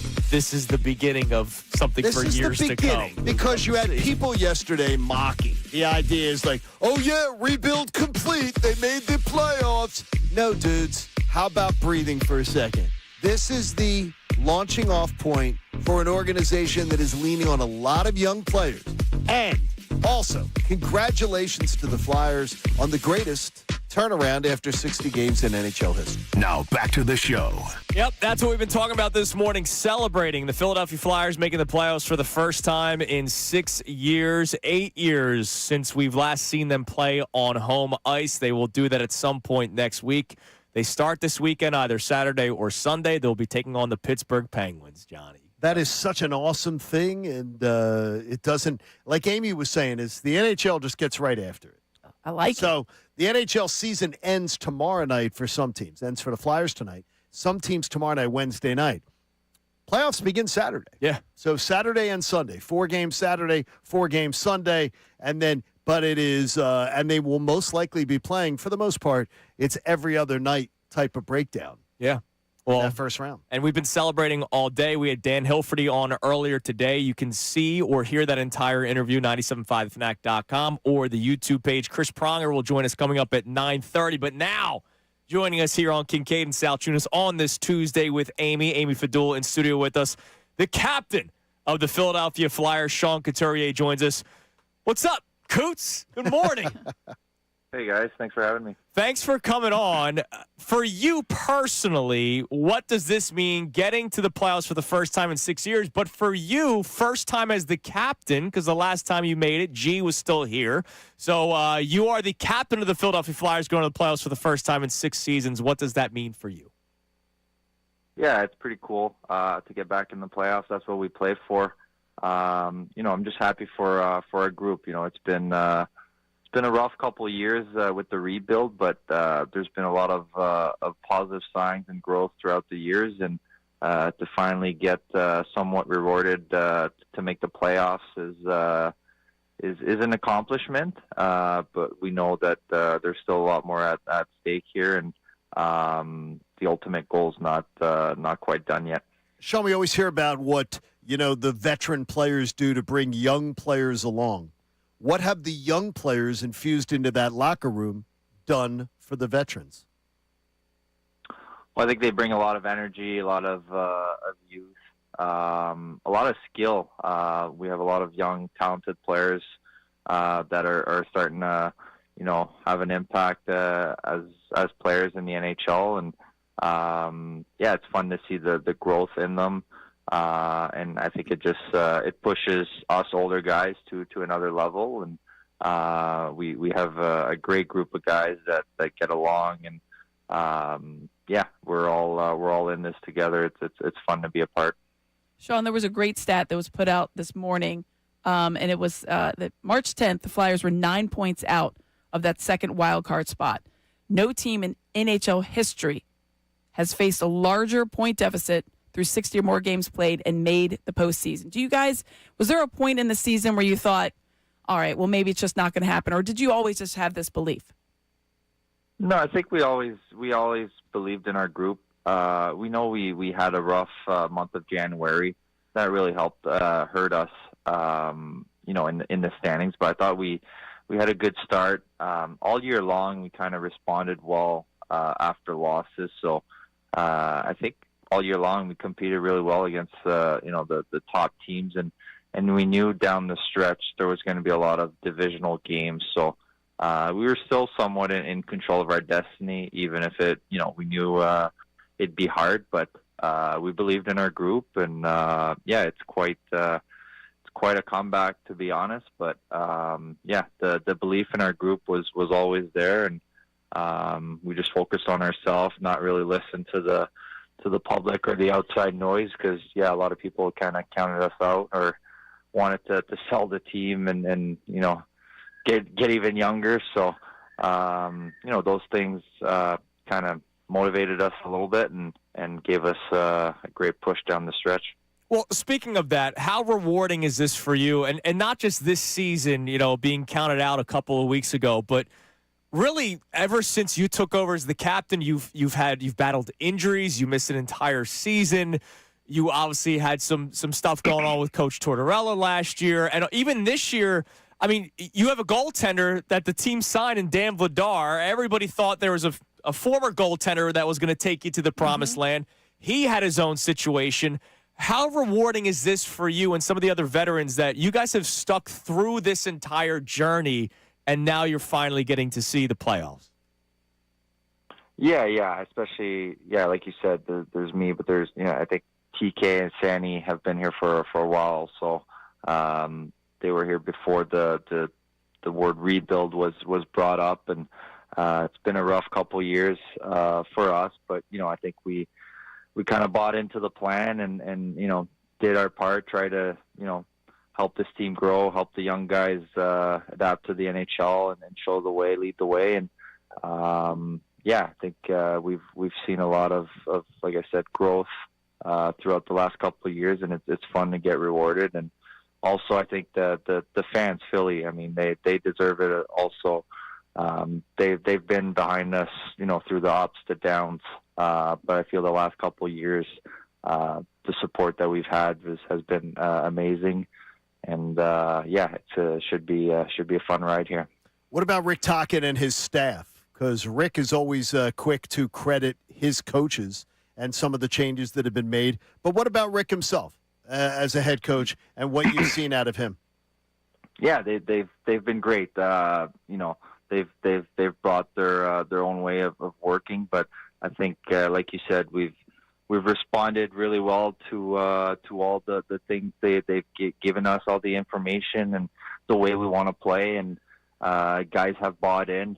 Talks, been pressing the right buttons at the right times, and he's done a heck of a job with us. I mean, if you think about 6-7 months ago, no one really saw us even in playoff contention, and now here we are, with our ticket to the playoffs starting this weekend. So he's really brought us all together and made us believe in ourselves, and yeah, it's been a fun year, that's for sure. You mentioned it starts on this weekend on Saturday, and it looks like obviously it's going to be a great series. I think everybody's so excited, but to come against the Penguins of all teams when you're back in the playoffs, and the last time you had it in the building was 2018 when you faced also the Penguins. Excuse me. So how exciting is it for you guys as a team? It's such a familiar opponent. Do you care at all, or is it just a little bit extra because it is the Penguins? Yeah, it's gonna be crazy out there. I mean, I've lived it. It just the fans, the atmosphere, it gets to another level, especially against Pittsburgh. But in any team, we're ready to go against.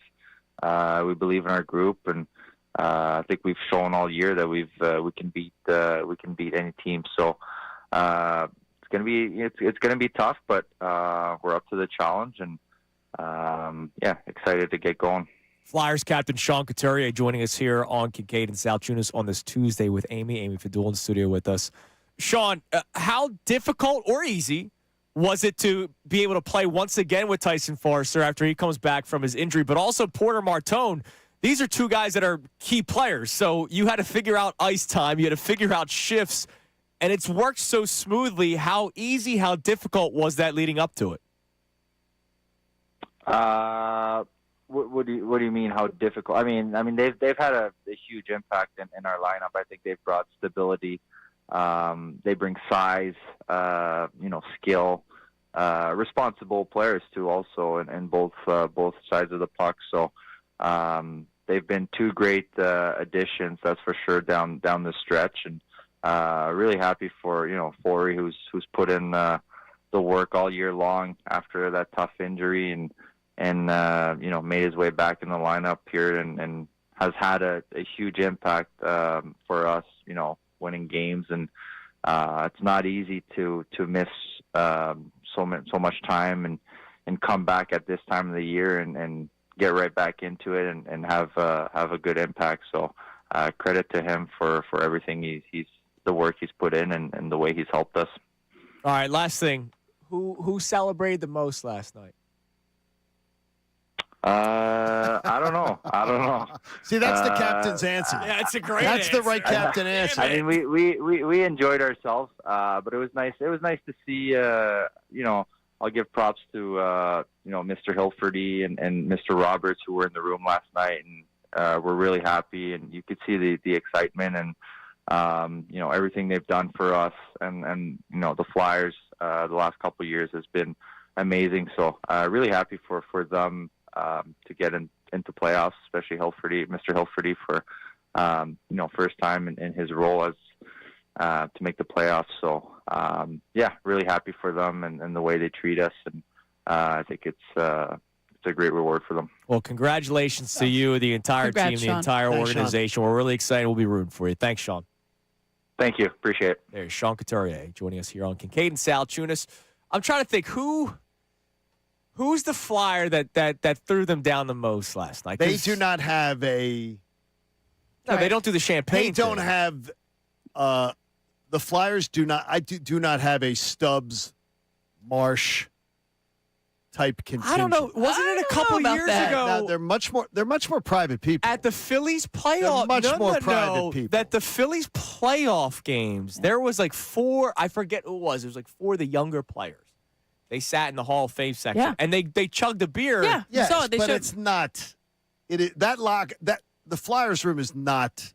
I don't the know Phillies about room. that. I don't know. They think I'm going to go ahead Did and they say go home and drink a warm glass of milk? No, you're not going to see anybody clowning around wearing overalls, dancing around, doing that. It just isn't the thing. Hockey locker rooms are different. It's a different vibe, completely Once different. you go to the bar and well, that celebrate, might happen, or but the you're also club, seeing more private people. My money's on Zegras. I feel like he's got an extra gear. I in would him. say would be my guess. It's TK. He's been here for a long time. No, No? That would not You have know been my guess. Nah, I don't really feel that from TK. I don't think he's a bad time to hang with, but I feel like Zegras is more of the throwing back. That guy. would have been my guess. Not Porter Martone. No. No, he had some sparkling cider. He's like 35. Porter's older than you. He acts older than you do. I'm 21. That's why I'm saying it. You know, He's 19. Can't be. He can't drink. Yeah, but he I can didn't act. drink till I was But he can 21. act older than you, and that's the crazy thing. Yeah, damn right. He's unbelievable. All right. What do we have on the Davis on a text line? You can feel the Davis difference. Check them out in Burlington. We have been celebrating the Flyers making the playoffs for the first time in 6 years. It'll be 8 years since they played That's on amazing. home ice, which that's something. amazing. That's something that I didn't want lost. Like Amy, the bubble. We were look. that doesn't count for a lot of people. Like that's you because you weren't Right. there. You didn't get to see it. You didn't get to experience playoff hockey. And look, we needed it in society. Like Had to we have needed it. Right. sports, It- and I told the I'm story. grateful there was bubbles in the Yeah. NHL and in the NBA, and that the baseball came back later because we needed to have that distraction. We needed it was great, sports. but it doesn't. Like when you look at it, you're like, did that happen? Did they really? Like they were the 1 seed because they won the round robin tournament, Which is like it was all fake. This is the first time since 8 years ago where it was like, all right, playoff hockey. They're going to show the fans walking into, TNT, whatever it's going to be on. They'll do here's the Flyers fans coming in on Broad Street. And like, we didn't have they're any smart. of that. They're gonna set up their cameras right near the statues of Snyder, and just like everybody walking in, and Bobby, like everybody, there's right there on that corner. Like, Oh, yeah. here we go. It's awesome. I always Clark loved right there. I always It's loved going to it. be such an amazing. It's going to be such an amazing time. Yeah. And so many fans, especially the season ticket holders, are the ones that I feel so happy for that they're going to get to experience this. Damn because they have paid their freaking dues. They have just paid their dues. They absolutely have. All right, what do we got on the text line? And their bills. Jeremy in Washington Township checks in, says there's so many parallels to 2010 for me. First year with the new coach, no playoff expectations. Martone to me is like Leno, Forster, Gagne, goalie tandem, a shootout win to Clinch. I couldn't be more excited. Yeah, I mean, I'm not about to start saying that they're going to go to the Stanley Cup Finals. You wouldn't have in 2010. You're right. Will there be a no-hitter or a perfect game thrown during Game 1 of the Stanley Cup? Because that's what Doc did. Could be. Game 1 of the Stanley Cup Finals was the Roy Halladay perfect game. Sanchez has it in him. I don't know if he's going to be pitching that day. Well, move it around. Yeah, make it work. Just for old time's sake. Okay, I could see that happening. Yeah, look, it does feel like 2010. It does. But a lot has to happen before we start talking about please. 2010. Let's just enjoy it. Just enjoy what we got. Well, so this is awesome. There's somebody on our YouTube chat, D Flyers, right? So literally Flyers is in his name. And he's tired of like the celebration today because they have Why? not won anything yet. What? And I'm like, man, what? That's a sad way. That's a sad way of gosh. living. Wah, wah. You got Flyers in your name. They haven't been to the playoffs since 2020. We just talked about how you barely remember that. So they haven't been.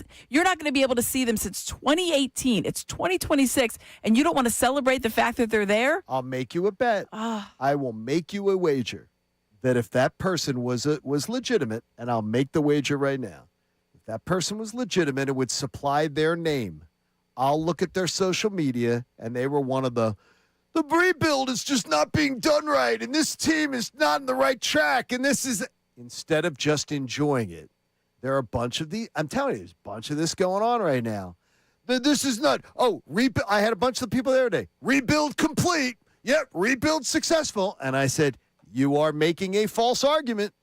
It is not about the rebuild being complete. This is about reaching the starting line. Yeah. This is about an accomplishment. The accomplishment is you've gotten to the starting line. Now, this puts all new expectations on next year and the year after. But this is a reason for celebration, whether you think it or not. It is. We said this a couple weeks ago. This is 2007 Phillies. Yes. Right? You had the. This is 2007 you had Phillies. The young core. Incredible run to get in. Yep. Incredible run to get in. Young core where you're like, all right, this is going to be something for a long period of time. And that was with one less playoff team. Or that wasn't the third extra wild card team. No. 2007 Phillies. Now, am I saying they're winning the Stanley Cup next year? Yes, I am. Exactly. They're winning the Cup next year. But Connor, you're going with that, yeah, right? let's go. Yes. Say Flyers win the Cup in 2027-28 season. Or 26-27 season. But the point I'm trying to make is you are starting to see what this team is going to be for years to come. And we had that core for 4 solid years. 07, 8, 9, 10, 5, 11 as well. Like, that was an incredible core. And it's what's up with the organization the next step. Do they bring in that big free agent, even though the 27 class isn't necessarily there anymore? Right. Do they make the big trades, the big splash moves? This is just the beginning. Yes, and that's the big deal, is that this is not about anyone saying the rebuild's over, the rebuild is an A+. I give the rebuild a B right now, by the way. I don't give the rebuild an A. Why does it have to be over? No, it's not. This is the next step. That's my favorite thing. It's just like, when a team does something that maybe you didn't expect and they are in rebuilding mode, then it's like, well, that worked. No, this is the next Rome step. wasn't built in a day. The next step. Now, I do believe, though, this does put different expectations on next year. As far as when you have success like this, you do not want to take the step back. Yeah, right, absolutely. Next year. So next year, if they hadn't made the playoffs this year, the offseason is a little different potentially. They may look to make a slightly bigger move this offseason. Sure, let's go. All right. And by the way, none of us are going to complain about that. No, absolutely not. All right, before we get back to the text line, I want to read something. I got a letter here at the station. We just got a letter. We still get the handy dandy letters over here. Philip in Marlton, New Jersey wrote to the show. Big fan of the show. We appreciate you.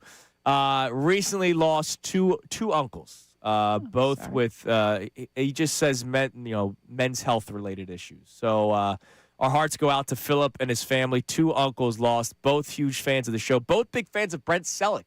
He mentioned in the letter. I like Brent Selleck a lot too. I see Brent often. So sorry to you, Philip. Hopefully last night was a nice night. Philip, with the Flyers. Our thoughts are with you. Absolutely. And hopefully somewhere in the great beyond, there was a party last night. Damn right. There was some high-fiving going on and everything like that. Damn right. All right, what do we got on the Davis Honda text line? Feel the Davis difference. Check them out in Burlington. Trevor in Percy checks in, and this Flyers run is bringing people together. He says, my fiance is a 1-for-4 Philly fan, the Flyers being that one team. Going to be great not cheering against her for once. Let's go Flyers. Oh, so she's 1-for-4, but she's a fan of other okay. Yeah, so Flyers are the only team in town.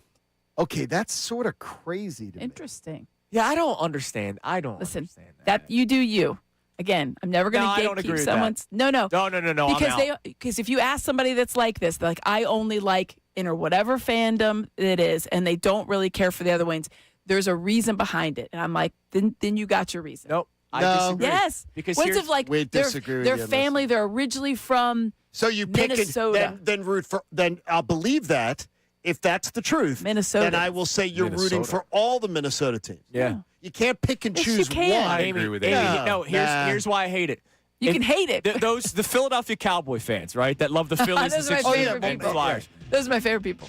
If the Phillies are playing in the playoffs in October, that means the Eagles and Cowboys are also playing. Yes. How am I not supposed to know that when we're hugging after Bryce Harper hits a home run that you don't put a knife in my back? Right. You're not going to come You're not for a you. despicable individual. I don't trust that. All you can rely upon is that they're not really good fans of any team. I've heard that before, though. Is my dad was a big fan, or my family's from Minnesota. Okay, great. Well, then you get all the Minnesota teams. I'll respect You can you get whatever you want. if you take all the Minnesota teams. Don't just glob onto the one you want. Damn right. Nah. Damn right. Root for who you want. Root for who you Hey, want. Get the hell out It of better here. be the Flyers. Get out. All right, coming up next, Show them the door. a man that knows playoff hockey in Philadelphia, Chris Pronger, is going to join the show. He's got a new book coming out.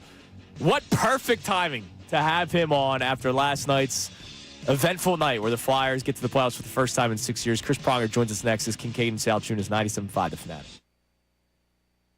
Oh, let me tell you about that FanDuel Sportsbook app. That's my Very good, Andrew. That's my pad. Very good. Oh, I'm all excited for the Good. Flyers Just right want now. to make sure. You could bet on the Flyers. You could bet on them to win the series. Flyers are dogs in this series, plus 118 against Pittsburgh. Don't bet the Pens. Anyways, NBA fans, you can bet as well. You can enter FanDuel's Play-In Palooza for a chance to win a share of $2 million. How about that? $2 million in bonus bets every day of the Play-In tournament. All you have to do is place a live bet using your Play-In Palooza token. So after the Sixers game tips off tomorrow night, bet the Sixers to beat the Magic, and then boom, you're locked in with that Play-In Palooza token. You'll be automatically entered for a chance to win a share of $2 million in bonus bets. So don't just watch the NBA Play-In tournament from the sidelines. Be a part of the action. Visit FanDuel.com/local to get started, and don't forget to enter FanDuel's Play-In Palooza for a chance to win a share of $2 million in bonus bets. Play your game with FanDuel in partnership with Valley Forge, the official sportsbook partner of the NBA. You got to be 21 plus, present in Pennsylvania. No purchase necessary. Opt-in required. Limit one entry. Profit boost bonus issued as non-withdrawable profit boost token. Prizes issued as non-withdrawable bonus bets, which expire 7 days after receipt. Gambling problem? Call 1-800-GAMBLER.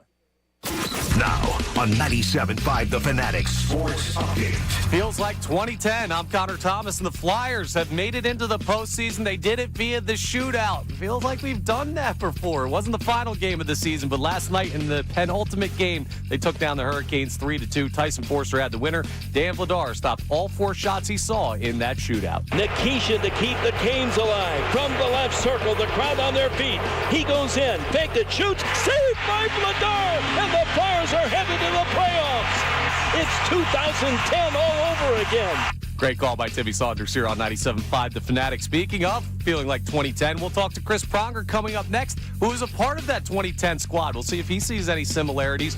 They take on, the Flyers do, the Pittsburgh Penguins in their first round series. We'll keep you updated on the timing of that when it's announced. They have one more regular season game tonight. They'll host the Canadiens, 7 p.m. puck drop. You can hear it live here on The Fanatic. Phillies offense got going against the Cubs. 13-7 win at the bank yesterday. Kyle Schwarber, a 2-home run game. Game 2 is tonight at 6:40. Aaron Nola faces Riley Martin. And the Sixers have their play-in game with the Magic tomorrow night, 7:30 p.m. tip-off. That game you can also hear live here on The Fanatic. This update is brought to you by the Crohn's and Colitis Foundation. The Crohn's and Colitis Foundation has led inflammatory bowel disease research and care for over 50 years. Learn more at crohnscolitisfoundation.org. I'm Connor Thomas for the home of the Sixers, Flyers, and Union, 97.5 The Fanatic and The Fanatic.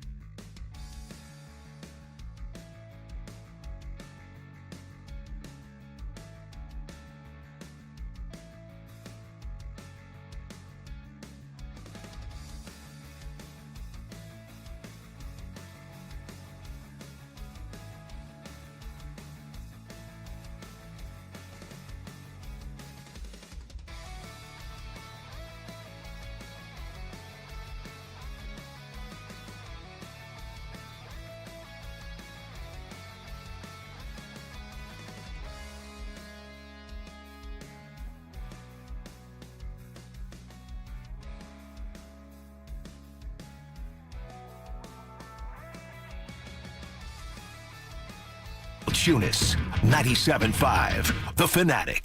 The final hour of Kincade Salciunas is presented to you by The Bagster. It's a dumpster in a bag. You can get yours today at Home Depot and Lowe's. You need details? Go to bagster.com. You know, sometimes you get lucky. February 19th was when I received the email about Chris Pronger and his book that was coming out. I looked up the email exactly. February 19th, hey, would you like to have Chris on the air? John had a vacation. I had a vacation. Connor had a vacation. I was like, April 14th. Just randomly picked it. Let's pick April 14th. Well done, my friend. And what do you know? It's the day after the Flyers make the playoffs for the first time in 6 years, first time in 8 years where we'll actually be able to see it on home ice. And a guy that knows Flyers hockey and playoff hockey in Philadelphia pretty well, especially that team that went to the Stanley Cup not that long ago. Chris Pronger joins us here on Kincade and Salciunas. Amy Fadul in studio with us. Chris, good morning. How are you? I'm doing fantastic. How about you all? I guess the Flyers faithful, a little excited this morning. I love it. It's been a damn party. I don't think there are probably some people that did not go to bed last night, or if they did, it was much later, and there's been a lot of excitement about it. We'll talk about your book. Can't wait to read it. Earned: The True Cost of Greatness for one of hockey's fiercest competitors, written by you, Chris. But man, I mean, you know what playoff hockey is like in Philadelphia. So, and you also know what it's like to get into the playoffs via the shootout. I mean, what do you think last night was like for the team? Oh, it was very deja vu, was it not? How awesome was that? Just to see the similarities between the two runs in the sense that a very up and down year, a lot of question marks, a lot of indecision with where the team is at. And to see, I think this team start to get healthy at the right time, and B, some of these young guys come into the fold and really develop and mature and become integral parts of this team. You look at a couple years ago, you get Jamie Drysdale, then you get Trevor Zegras, and you've got some of the veteran guys in Dvorak and Coots, and some of the guys up the middle kind of start to really pick up their play. Goaltending has been fantastic since the break. I just think they're catching fire at the right time, and they get the opportunity to play against the cross-state rivals, arch enemies. Does it get any better than that? What does Rick Tocchet, the coach, surprise you compared to the Rick Tocchet, the player that you knew? Well, he's very, very measured. I think you can see how he really connects with the players. He's pushing the right buttons, and I think there was a lot of criticism early and maybe mid-year about how he was handling the Mitchkov situation, how he was handling the team and whatnot. And I think people have to realize it's a process. Developing young players is a process. There is a game plan in place as to how to teach them the right way, how to really kind of get that maturation curve and development curve in the right place. And, they've got a lot of young players coming up through the system, still playing in junior, still college and in the minors. And so as you continue to see this team roll over, as those young players get closer and closer to NHL, I think it's very exciting for the Flyers fans. And I think management and ownership, they can kind of see the direction, the path, and you see this last half of the season since the Olympic break, what this team has been able to accomplish, how they believe in one another. They believe in the system and how they're playing. And I think that really speaks to the positive energy and vibes around the team right now. Chris, it was something we were talking about before we got on with you, and it's something that I always remark every single draft, what do the Flyers need? They always say, they need a big defenseman. They need a Chris Pronger. Every single draft, I swear, Chris, you know it. Every single draft, we're talking about over a decade. They need a Chris Pronger. Everybody, you know what they need? They need a. How does that make you feel? Because I know you hear it. It's every single time. They always mention you by name. They need you again. So if you could just go ahead, I don't know, just make another version of yourself, that would be great. Yeah, that's cloning is coming, right? Yeah, I'm Very sure soon. it is. We're gonna have clones. You know what? I heard that when I was coming to the league. He's going to be the next Larry Robinson. How many times did we hear that about him and the way he played the game? And to hear that now, it's incredibly humbling to hear that, it's going to be the next Chris Pronger. Unfortunately, I don't want to be Debbie Downer, but these young guys don't play the same way as I did growing up through minor hockey and whatnot. Albeit they may be a little more offensively gifted, they certainly don't play with that physical edge and grit that maybe I did. But the game continues to evolve and change, and which is a good thing. Chris Pronger. They got some talented young guys in the back end, and it's we'll see. The playoffs bring out a different element, and they bring out something in you. So I suspect they're going to play with a lot of grit this playoffs. So let's talk about that. Chris Pronger joining us here on Kincade and Salciunas. We all know about the hot team theory going into the playoffs, and the Flyers have been one of the hottest teams in the entire league. And you also have the great goaltending of Dan Vladar. So I don't want to get ahead of myself, but how dangerous can this Flyers team be going into the playoffs? I think they can be really dangerous. You look at some of the players I talked about in the fact that you're getting a somewhat fresh Porter Martone coming in the mix. You get Tyson Forster coming back from injury and not a lot of miles on him this season to date due to injury. You've got, a very, when you really look at it, 4 lines, a lot of depth. They've been getting timely goal scoring from all the way from the first line through the 4th line. The back end has been able to support that attack. I feel like they've really figured out how to defend well. They look like they're really protecting the blue line and defending from the neutral zone all the way through to the defensive zone, and able to get a lot of quick turnovers and transition north-south and really get the puck back into the hands of their offensive weapons up front, which is really playing to their strengths. Chris, when you look at the league as a whole, and you talk about it in your book, I've gotten to hear a couple podcast interviews that you appeared on. You talk about how the game has changed today. Are you glad you played in the era you played in? Because that's sort of how I take it. I don't know about that. You would have made more money. You made a lot of money, but you would have made a lot more money today. But I mean, relatively speaking, there's been a few studies done that if you look at the time value of money, I would have been, if we look at it as the same amount, I would have been okay in this time frame too. But I like where the game is at with respect to, while it may not be from years gone by, I think if we look at the playoffs the last 4 or 5 years, it's been very, very highly competitive, but with a lot of vitriol, a lot of animosity. Players know what's at stake. Fan bases know what's at stake, and they're very invested in it. And I think the players understand what is at stake with respect to a championship and legacy and how they want to leave the game. That part of it, I think, is in great hands with regard to all that. And I think with Philly getting a taste now with these young players coming in the fold, you can see that there's certainly a bright future there. Speaking of differences, now the way that the media is and social media is, how much would you have enjoyed that? Because you always had a great relationship with the media. We loved covering you. I don't know about the social media side. The media side, yeah, that was. Now you're one of us, though, my friend. I see you on Amazon Prime. You're one of us. Yeah, exactly. Good banter.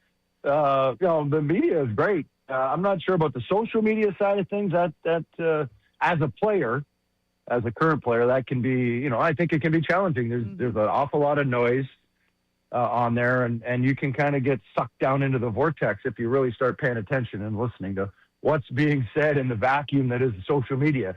Would you have had a burner? Would you have had a burner account? I mean, I did have a burner account, and you didn't even know. See that? That's breaking news. Sucked it right out of me. There awesome. it is. All right, Chris, before we talk about the book, one last thing about this team, but also from your experience. You know what it's like to play playoff hockey in Philadelphia. It has been 6 years since we've seen the Flyers make the playoffs. It's been 8 years since we're going to be able to see them in person because the last time was the bubble.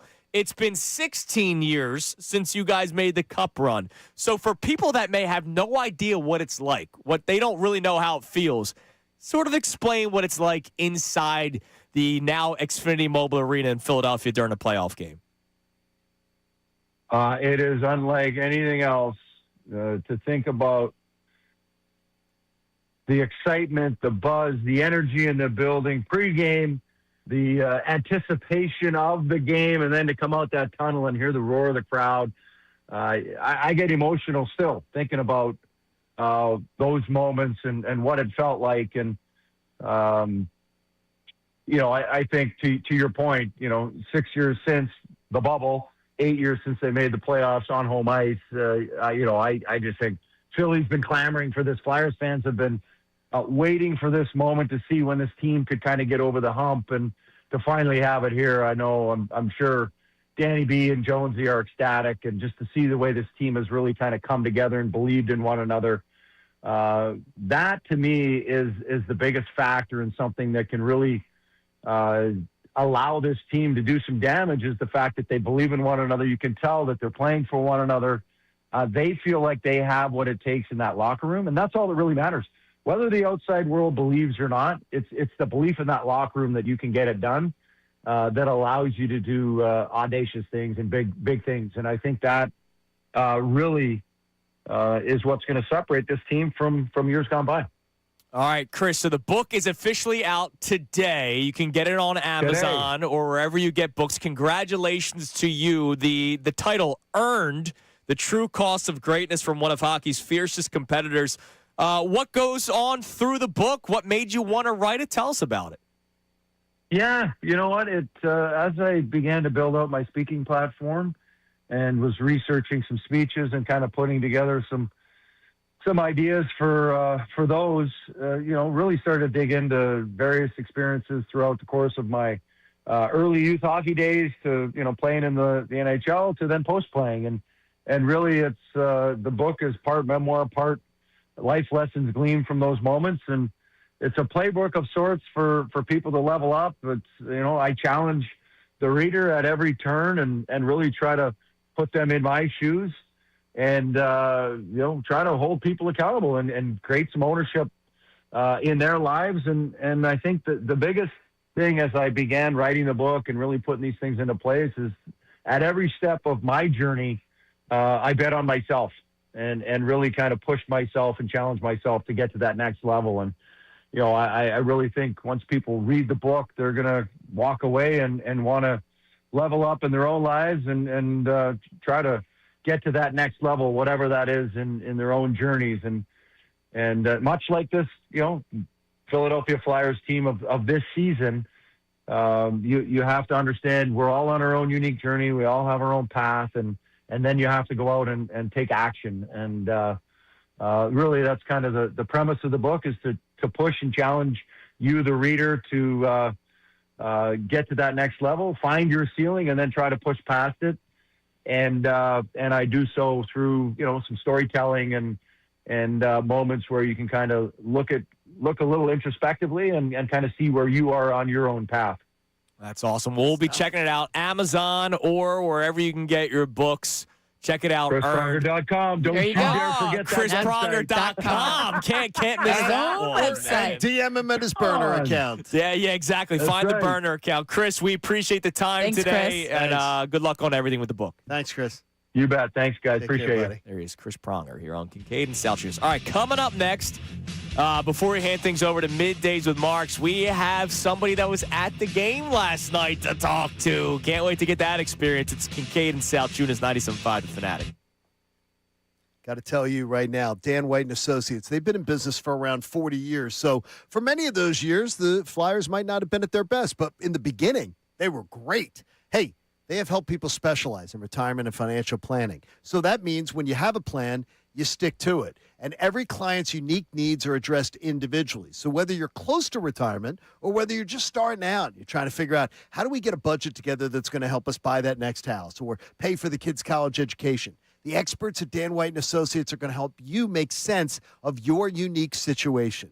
They've got educational seminars that they host throughout Pennsylvania, Delaware, and Maryland. They've got offices in Glen Mills, Middletown, and Lewis, Delaware. And they offer you a complimentary, no-risk consultation. They also have these seminars that you can go and just be a passive listener, and you can find out more about what Dan White and Associates can do for you. I promise you this, they can help you create income in retirement to support the lifestyle you want to live, and they can stress test that retirement plan to make sure you're on the right path. Check out danwhiteandassociates.com. Get that complimentary no-risk consultation, and tell them that John Kincade sent you.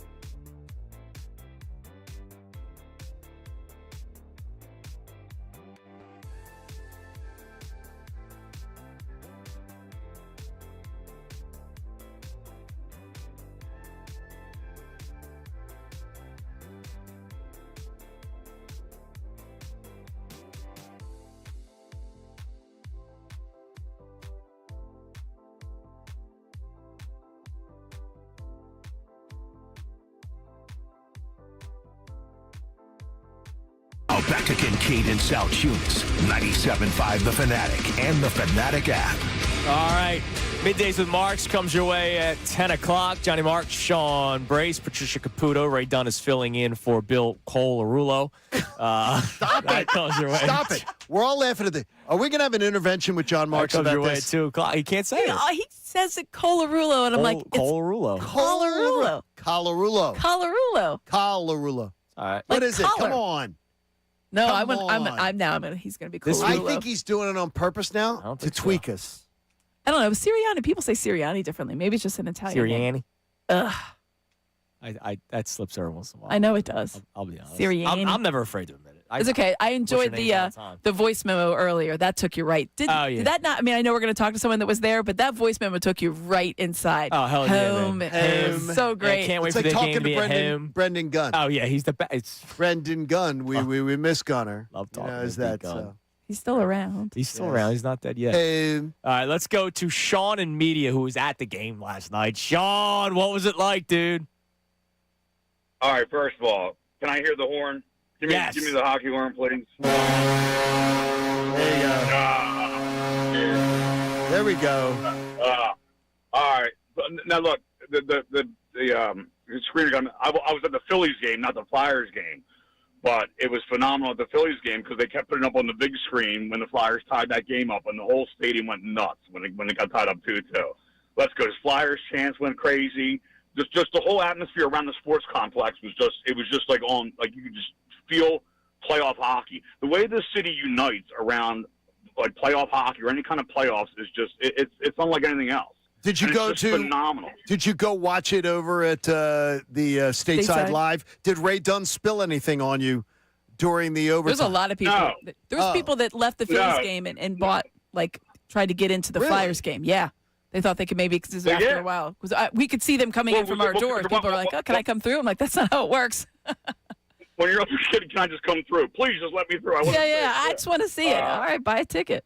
But it's just, and just the storyline around this, like Forrester scoring that goal after what he came back through, and just like everything about these guys, you can just feel. You can feel how much they really do love each other and play for it in pocket. If he doesn't get Coach of the Year, I don't know who else would be up for it. Well, it's the greatest comeback after 60 games ever. It's phenomenal. It's just phenomenal. Like there's nothing else that you can really write about this. It's just there, and I really do think that we're going to make some noise in the playoffs. I don't see any reason why we couldn't beat the Penguins in 6. I see Flyers 4-2. That's awesome. That's what I say. Oh, I love that. I love that. Sean, you had a nice night last night. And my birthday's today too. So happy birthday! Happy birthday! Yeah, thank you, buddy. And hearing Pronger talk, that was phenomenal because I remember in that Stanley Cup playoffs when one of the Blackhawks rookies scored a goal to win the game, and he took the puck. Yep. And he went into the locker room with it. And remember they came and they asked me, he goes, "Well, one thing he knows where to find me." That's awesome. Pronger was one of the fiercest, one of the best competitors that you could you always want someone like that. It was like a primo Pronger. You always want a guy like that. If he played for your team, you loved him. He played for anybody else, you hated him. Yeah, you're one of those guys. Yeah, but man, I really do think it. And just I was up to 1 a.m. just watching all the post game, watching all the press conferences, just hearing all those guys talk. It's like, and Martone. I mean, and Michkov's playing at a different level now because it's just everything's just clicking at the right time.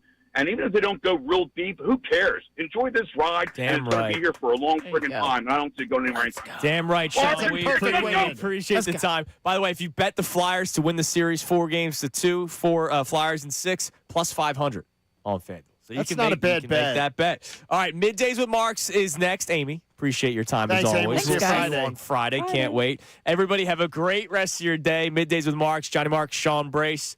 Coming your way next here on The Fanatic. Now on